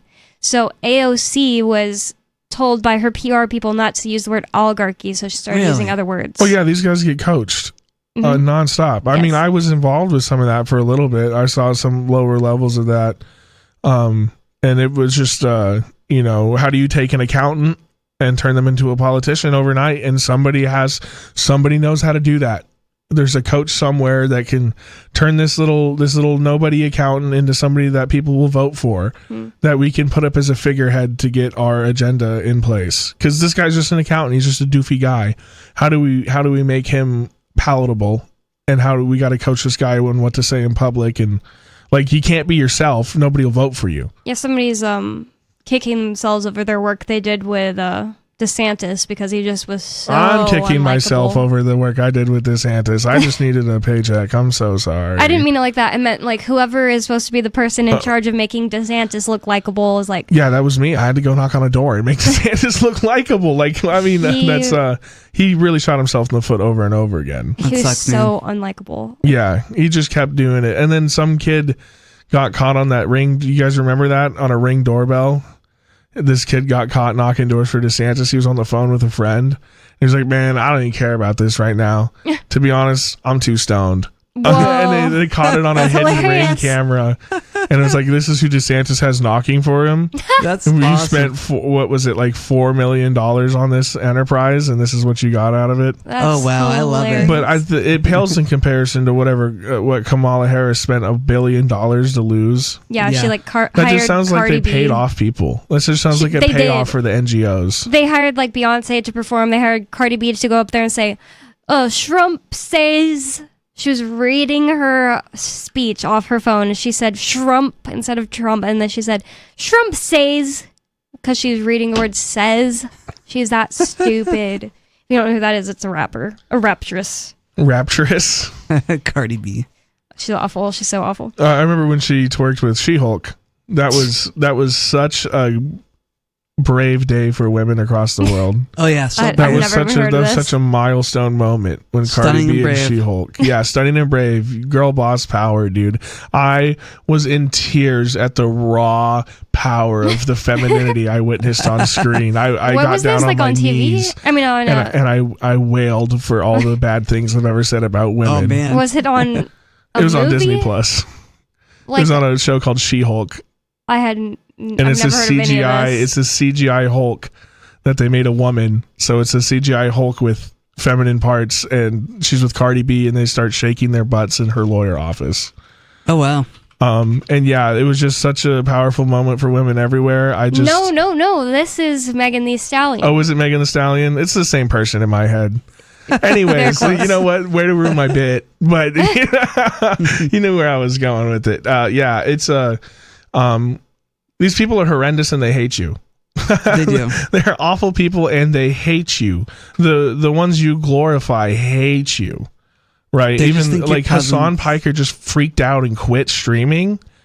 Have you guys heard about this? No, I don't have that. No. So Hassan, you guys know who Hassan is? I actually think I've seen. He's the name. world's largest I don't know who leftist it is. streamer in the world. He has millions of views on his stuff, Is he and the he's one a that like psycho was hitting commie. his dog? Yes, Okay, he's yeah. shocking his okay, dog. okay, Yeah, I've so heard he about just this. he just crashed out and said he's quitting. He's quitting socialism, because it was never about the message. It was about the money. It was about the grift. He hates you. He hates you and wants you dead. He hates living things. Obviously, that's why he tortured his dog. Well, but you these know, people hate leftists, you. they don't have any respect for like nature or Just look at the natural order feminist things. movement. Yeah. They don't have respect for anybody. And I think that's what you're getting at with like I've just watched the She-Hulk twerking thing. It's like they don't actually want what's best for women. No. 603-283-6160. More Free Talk Live coming up. So call in with whatever's on your mind. 603-283-6160. Hey, you are going to love the movie Victimless Crime Spree. It's hilarious, heartwarming, and carries a ton of inspiring freedom messages. Feeling down about the lack of liberty in your life? You need to put on this film with some friends and have a good laugh. It's a true story about me and my friends in New Hampshire living free, singing, dancing, and getting arrested. Of course, it's all on video, and the bad guys, the cops, judges, bailiffs, and sheriffs, they all play their part like it's out of a movie or something. You would think we scripted the whole thing, but it's real life. Go ahead and have a watch, and if it's been a while, have another look. I guarantee you'll notice things now that you didn't notice before. And the best part is that you're going to walk away feeling a renewed sense of your own power. You are the master of your destiny, and you will be free in your lifetime. Victimless Crime Spree. From Feature Story News in Washington, I'm Tony Waterman, and this is the Week in Review. The week started off in dramatic fashion with a brazen daytime heist at the world's most famous museum. Thieves stole 8 pieces of diamond, pearl, and emerald-encrusted jewels from the Louvre on Sunday morning, valued at more than $100 million. Investigators spent the week trying to track down the perpetrators before the artifacts can be melted down or broken into parts for resale. FSN's William Denslow reports from Brussels.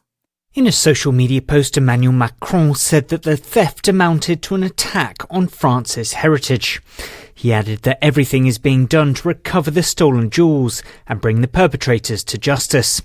The thieves launched the raid at 9:30 a.m. local time on Sunday morning and were in and out within 7 minutes, snatching several pieces of jewellery, including a necklace laced with emeralds and diamonds belonging to Napoleon's wife.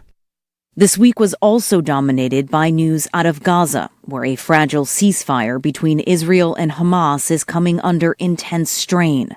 Pockets of violence have erupted on both sides, and Vice President J.D. Vance spent part of the week in Israel trying to restore calm.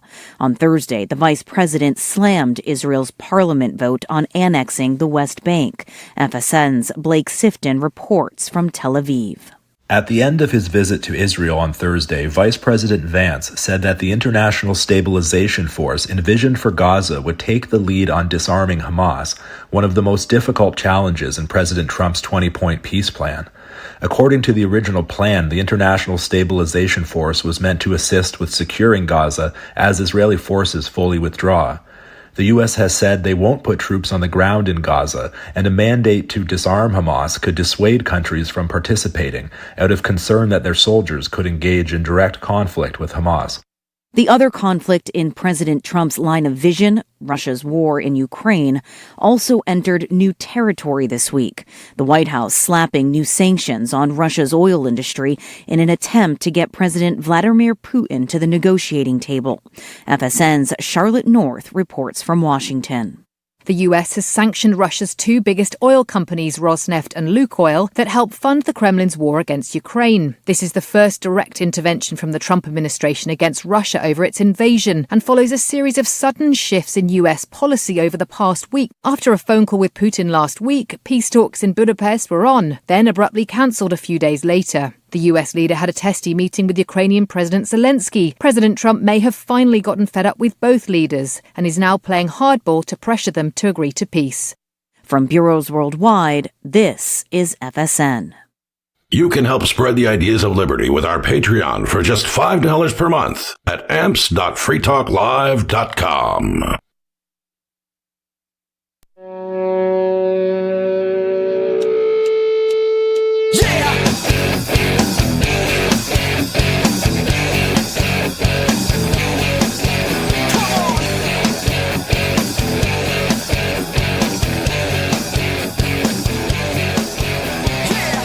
It's Free Talk Live, talk radio that you control. 603-283-6160 is the phone number. That's 603-283-6160. That's the phone number to call to get in on the conversation, bring up whatever's on your mind. And if you're tired of the oppressive rules and moderation of the big tech social media sites, our Mastodon server at social.freetalklive.com can set you free. Mastodon is free, open source, decentralized, and federated.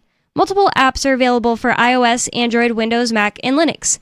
Social.freetalklive.com. And with you on Free Talk Live tonight, you've got me, Bonnie. Riley. And Angelo.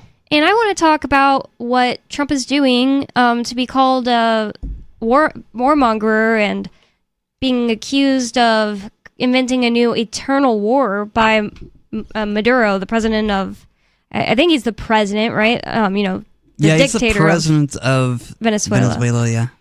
It says this from Newsweek.com says, but you can call in with whatever's on your mind if you want to talk about something else. 603-283-6160. It says Venezuela's President Nicolas Maduro has accused Donald Trump of warmongering after he deployed the U.S. Navy's largest aircraft carrier, USS Gerald R. Ford, to the Caribbean. Maduro told his country's state media that the U.S. was inventing a new eternal war as the Trump administration ramps up an operation to target alleged drug smuggling boats. Yeah, I keep hearing about more and more boats in the Pacific and apparently the Caribbean too that Trump has been exploding, and he's like, yep, there was drug smugglers on that boat. And it's like, how are we supposed to know that he's not lying? How did you know? What's going on? And they're not asking for us to declare war or nothing like that. They're just going ahead and doing what they want. I have a crazy theory. What? Let's hear it, man. Tin hat on. And this is in defense of the empire, but just hear me out for a second. There has been a crazy influx of non-South American people that come over the border, like Middle Eastern or something, like Chinese. Oh, interesting. And they think there's a theory that I heard that it could be that Trump's not even bombing drug smugglers. This is like Chinese, like the Chinese are gearing up to take Taiwan, so they've sent a bunch of like cells into the America through the U.S. border, and there's like this is like other stuff is going on, and it's not just narco terrorism. And that's super tin hatty. If they want to take Taiwan, it's like disruption. Like if we can get the U.S. if you get activated and start setting stuff on fire here, that's going to cause chaos, and then that's going to slow our response time. I wish we just wouldn't respond to them taking Taiwan. Yeah, but we're going to, and that's the play. Well, we're not going to. The military is, right. Yes, the United States military. The United States military will go to Taiwan, but they're going to slow down that activation by, having these folks. Because really, like, I don't think you're getting out of China unless you have a ton of money.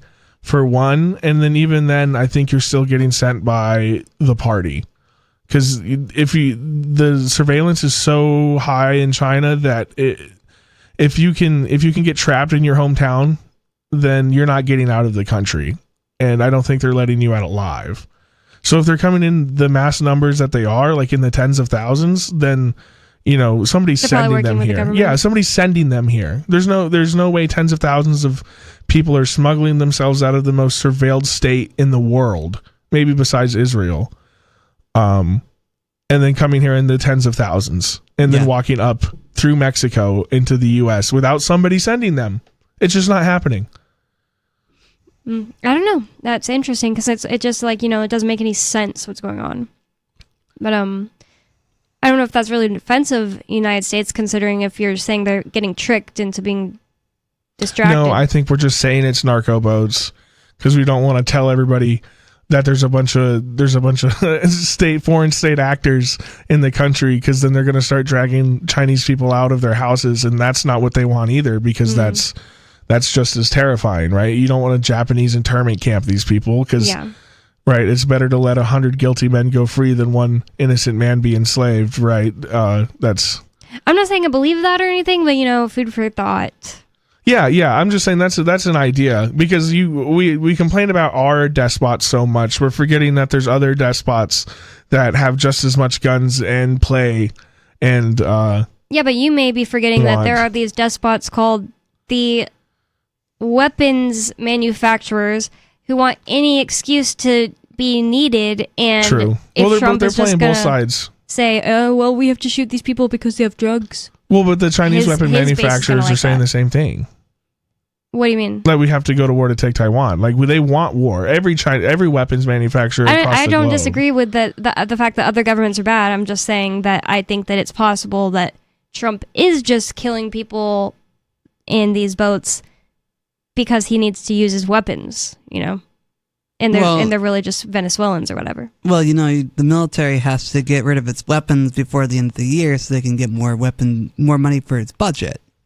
Is that how that works? Yeah, yes. You use it or lose it. So if you don't use everything that was allotted to you, so like let's say if you were in Afghanistan and you were given X amount of ammo for a month and you didn't get in a lot of firefights and you had ammo left over, you'd have to literally go like out into the desert and just dump the rest of your ammo and come back to the like main base with no ammo.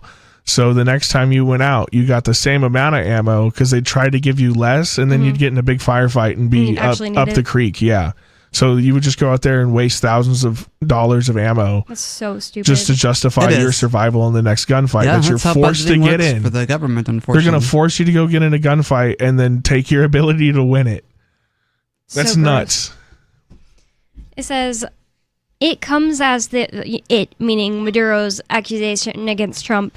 It comes as the U.S. Defense Secretary Pete Hegseth announced that 6 narco-terrorists had been killed in the latest American strike on an alleged drug smuggling boat in the Caribbean Sea. Why it matters. Along with most countries, the U.S. does not recognize Maduro as the president of Venezuela. Following 2024 elections, he is accused of stealing. But Maduro and his regime are also the focus of Trump's crackdown on narcotics smuggling. Recent strikes on boats in the Caribbean, the U.S. says, are linked to the Venezuelan leader, have coincided with a major American military buildup in the region. Maduro's comments will add to tensions which are already high given the deployment to the Caribbean of the U.S. Navy's largest aircraft carrier to join U.S. Navy ships and a nuclear-powered submarine. What to know? This is like Newsweek's headlines, or like sub-headlines inside the article. Maduro has accused the U.S. of fabricating a new war after it sent the world's largest warship, which can carry up to 90 aircraft, to the Caribbean. The U.S. has already deployed 8 Navy ships to the region, as well as nuclear-powered submarine, and around 6,000 sailors and Marines, according to officials. The increased American military presence in the Caribbean follows at least 10 airstrikes on vessels in the area that the Trump administration has said is part of a war on drug trafficking operation linked to Maduro, who has denied the claims. Defense Secretary Hegseth announced the most recent strike on a boat he claimed was operated by Tren de Aragua. I think it's right. Tren de Aragua. Oh, Tren de Aragua. Yeah. A Venezuelan gang designated by the Trump administration as a terrorist organization. It's the thing is, like, say that gang really exists and really is a terrorist organization, that's fine, but I gotta make fun of them every time they do that because they call everyone a terrorist organization. Well, I think the Trump administration claims that the Tren de Aragua is actually an extension of the Maduro government, and that he's using the drug money to help fund his lifestyle and stuff. Like it's makes sense. It's I at mean, the behest of Maduro. He isn't doing anything to have a honest money making machine down there because he's shutting down all the industry. Yeah. So what? And if maybe they're just paying him off, but I mean, there's some reason he's not shutting them down in his country. He's letting them go and then complaining when they get blown up is kind of like, well, why aren't you? What are you doing, man? Like where do you get off here, right? Like how much money are they giving you? And it's probably a lot because the narco industry is actually like gigantic. Probably bigger than almost rivals some of our biggest industries here. Well, we're part of it too. Yeah, it's our industry too. Well, I just mean like globally, it probably makes more money. The US. I think like the drug trade period probably makes more money than like the auto industry does. Well, that's why they don't want to end the war on drugs, because it makes them so much money. They want to pretend they're actually going to war against drugs and trying to reduce drug trafficking, but in reality, they're creating more drugs. Well, is it just not the CIA's mad that the South American governments have been like, yeah, forget you guys. We'll just sell the drugs ourselves and not let you guys in to I'm sure traffic really it, and we can just do it ourselves and use all this money. The U.S. government is doing this because I'm sure they're upset because the U.S. government and the CIA are now not the ones making the profit. Yeah, exactly. They're not making the profit. They're not able to bring in money for the war chest, and so they've got to go to war against drugs to make the American people feel righteous and moral. But in reality, they're funding a war machine. Or this is they let this cat out of the bag. Like this is a drug problem that they didn't intend on having. Like the crack trade was them, but this fentanyl, the idea of fentanyl was actually implemented by like maybe a foreign state, and that's why they're freaking out so much, because this isn't like I said, the CIA doesn't have their hand as deep in this as they did like the crack trade in the 80s. Yeah. Because the South American governments have just rejected them to make their own money with the drugs. Or they're so deep in it that they just don't care about the American people anymore. And I'm more inclined that it's B. It would make sense that they don't care about the American people because the CIA never has, they never will. It's just a front for terrorism and violence in other parts of the world. I think that the United States is definitely involved in that. I don't even have to say I think that. There has just been documented stories time and time again of the United States being a part of it. And yes, you're right, like you said, it's why they don't want to end the war on drugs, because it's not like Reagan or any of these people who started it actually wanted the drugs to end. It's just if you make drugs illegal, it makes drugs more expensive because people are never going to stop wanting drugs. And if it's illegal to sell them, manufacture and sell them in regular stores, then you can create these black market situations where not only is it more expensive and can make you more money, but also you get to do all kinds of other crime involved in it because, you can blackmail people, all kinds of things. And if you do make it legal at some point down the future, you've made it so expensive that the only people that can get in are the people you allow. So you create this black market and then you wipe it away with these legal stores. It's like this. It's what they did with Prohibition, right? Yeah. They closed all the liquor stores and all the saloons, and then when they brought them back, they only let their buddies open the liquor stores and the saloons back open. Now the mafia runs the liquor stores. Yeah, essentially. No, 100%. That's what happened. It almost feels like it was manufactured in order to eliminate like the generation of like liquor store owners before. It was almost like a competition wipe. Yeah. That was manufactured through the government. And that's what I feel like is going on with legal cannabis is, that they've criminalized cannabis for so long. Now you have to get a license from the government. You're taxed to death for selling cannabis.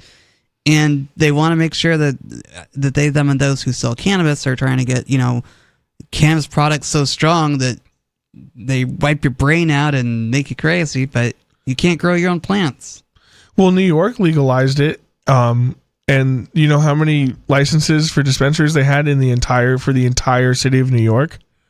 5. Really? Yeah. So I went to New York City when it was the 5. I found one of the actual real ones. I had to take a bunch of trains to get there in Manhattan. Got lost a couple times. I'm not used to that type of place. Yeah. I get there and I got the stuff, and then the weekend before I had actually stopped into a place that said it was a dispensary, and it was it all looked 100% legit, but it was a fake dispensary in a fake storefront selling me fake products.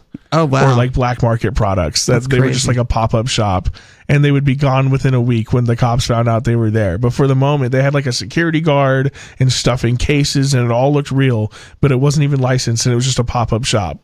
That's really creepy. I feel like that's scary. Well, I'm in favor of unlicensed drug people doing unlicensed drug things, but when you only get Yeah. 5 permits for the entire city of New York, that's what's going to happen. Oh yeah. Well, we have a caller on the line, so I'm going to go to the phones. Paul in Arizona, you're on Free Talk Live, so what's on your mind? Oh, well, this is a very fascinating discussion. A couple of things. One is not what you've been bringing up is completely valid, but there's another aspect of this, even that Ayn Rand pointed out years ago. President Johnson was on record back in the 60s saying he wanted the war on drugs to give an excuse to hammer down on not only anti-war protesters, but also people of color, people he didn't like. Was that Nixon or Johnson? Ayn Rand says what? No, it was Johnson. Okay. He started. Yeah, Nixon kept it going, I'm Okay. sure, but Johnson was. If you look it up, there's actually a recording of him saying that yeah, this is a tool we can use to hammer people. But yeah, Ayn Rand pointed out that if you make so many things illegal, everybody's a criminal, and therefore the government can pick and choose, if you do something they don't like, we've got charges, So yeah, no, this is a worthwhile discussion. There was a recent debate on the Soho Forum. Look up the Soho Forum. It's a discussion group put together by Gene Epstein in New York.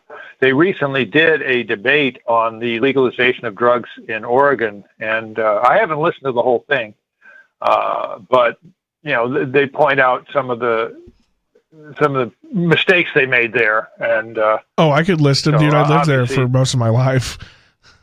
Obviously, the people who are against drugs are saying, "Yeah, good, Oregon, recriminalize it again." But if you look a little deeper, you can see, what went wrong there. Like what kind of mistakes do you think they made, Paul? Well, actually, I haven't listened to the. I haven't listened to the whole debate, but it's like 90 minutes worth of information. It's on the Soho Forum. Interesting. And I'll write that down. Recommend people looking it up. It's a very well balanced organization. Dean Epstein, has a lot of different topics, and they really look at things in depth. And so it doesn't just whitewash the issue, and they're not just trying to push an agenda. Although Gene Epstein is a libertarian, but he believes in an open debate where you don't have to. There's things you don't have to not say. You can bring up the truth. So, yes. Just like it is on this show, and I really appreciate you folks soldiering on. So, Thank you, and I appreciate you calling in. I gotta say, it makes a lot of sense, and that's another important thing to bring up. It's like if you already have, your social scientists have figured out that certain groups are more likely to use drugs, making them illegal is a great way to clamp down on those people, like especially people who don't typically follow regular norms in society. They're going to be more likely to use drugs, and they're also going to be more likely to, disagree with the government and talk about it, stuff like that. Yeah, and there's the book by Harvey Silverglate called 3 Felonies a Day. That's also very instructive to take a look at. So. Yes, we talk about that book a lot on this show. Do you know what we're talking about? Yeah. You on average you commit 3 felonies a day. And I want to know what year that was. The idea is like I bet that it's more now. We talked about this in my AP US history class all the time. And my teacher was so much of a status bootlicker. Oh man. Donnie P, the Rock OG, man. He was so much of a just a floor mat for the government that he would claim his birthday money on his taxes. Really? Yes. And he said, so I try to make sure I don't commit the 3 felonies a day. I even claim my birthday money on my taxes. If my mom gives me $100 just because she... Wow, what a good person. Yeah, and he really grandstanded on that. It says that... maybe... Go ahead, Yeah, Paul. maybe tomorrow I'll call in about the income tax. The whole thing revolves around the form W-9. I will leave that as a clue for later. But, awesome. I'll see if I can call in tomorrow. One thing about the income tax is that one alone has over 15 million words, so there's no way for even Chat... That was what it was. We were talking earlier about how annoying it was that ChatGPT doesn't look at any original sources. It just looks at websites. And I asked it to tell me how many laws are in the U.S. codes, in laws, and it wouldn't answer. It kept saying that it couldn't do that. I was like, well, just read the codes and count how many sentences or something. And it kept saying it wouldn't do that. And I was like, why? And it said, just the, I was like, well, fine, then just do the IRS ones. And it was saying, like, just those alone are 15, there's more than 15,000 words, or maybe it was pages. Dang it, now I don't remember. But 15,000 words is nothing. Yeah, it's probably 15,000 pages. Yeah, millions of words. Yeah, 15,000 pages. Oh, did I say 1,000? I meant to say 15 million. It said 15 million. I think it was words, but it could be words. pages. Okay, I'll buy that. Yeah, my bad. Sorry. But ChatGPT was refusing to answer my question, just simply saying it was too much for it to go through. So the idea that humans are supposed to know all of these rules and regulations and laws by their own, know it by heart, and then try not to break any of them is so ridiculous. Like that guy with all of his attempts, claiming his birthday money on his taxes, he probably still was committing at least 3 felonies a day. And if this book was originally published in 2009, it says, just think about how much the regulations have grown since then. I'm sure that you commit more than 3 felonies a day now. I'm sure we do. And they're all logged by flock cameras. And the Ring doorbells. Yep. Did you throw your gum out the window? Felony. Felony. We lock you in a cage. I doubt I don't think that's a felony. It might be in some states. I know in Oregon it's like a $5,000 fine. Wait, why? Wow. Throwing your gun out the window? Gum. Oh, I thought you said chewing gun. Gum. No, if you throw your gun out the window, I mean that's probably illegal too. And well, so there's probably like I throw endangering my gum out the window all the time. Yeah, like but if a cop caught you, he could technically slap you with the It's crazy. thousands of dollars. Biodegradable. That's the only reason I would do it. Like I don't throw Xanthan gum isn't. What? I don't think xanthan gum is like that biodegradable. I know birds will pick it up and choke on it. Well, that sucks. I didn't think about that. That sucks. Because I'm always just like, if I'm like eating an apple, I'll throw the core out. Something like you that. could get caught for that, dude. It's ridiculous. You're changing the ecosystem of that area. What about driving my freaking car? That has these really draconian littering laws. Where? Sorry. Is it Singapore or? Oh yeah. I'm saying, isn't it? Yep, they have the cameras on like every single corner and stuff like that in Singapore. But doesn't Singapore legalize all their drugs too? I don't know about that. Not all of the Or drugs. is that Portugal? I think it's Portugal. It's Portugal. Yeah, I sometimes they're similar sounding. Portugal has decriminalized up to personal amounts of drugs. As far as I'm aware, Portugal, I think it is. I typed in, does Singapore have any legal drugs? It says no. Singapore does not have legal drugs in the way most countries understand it.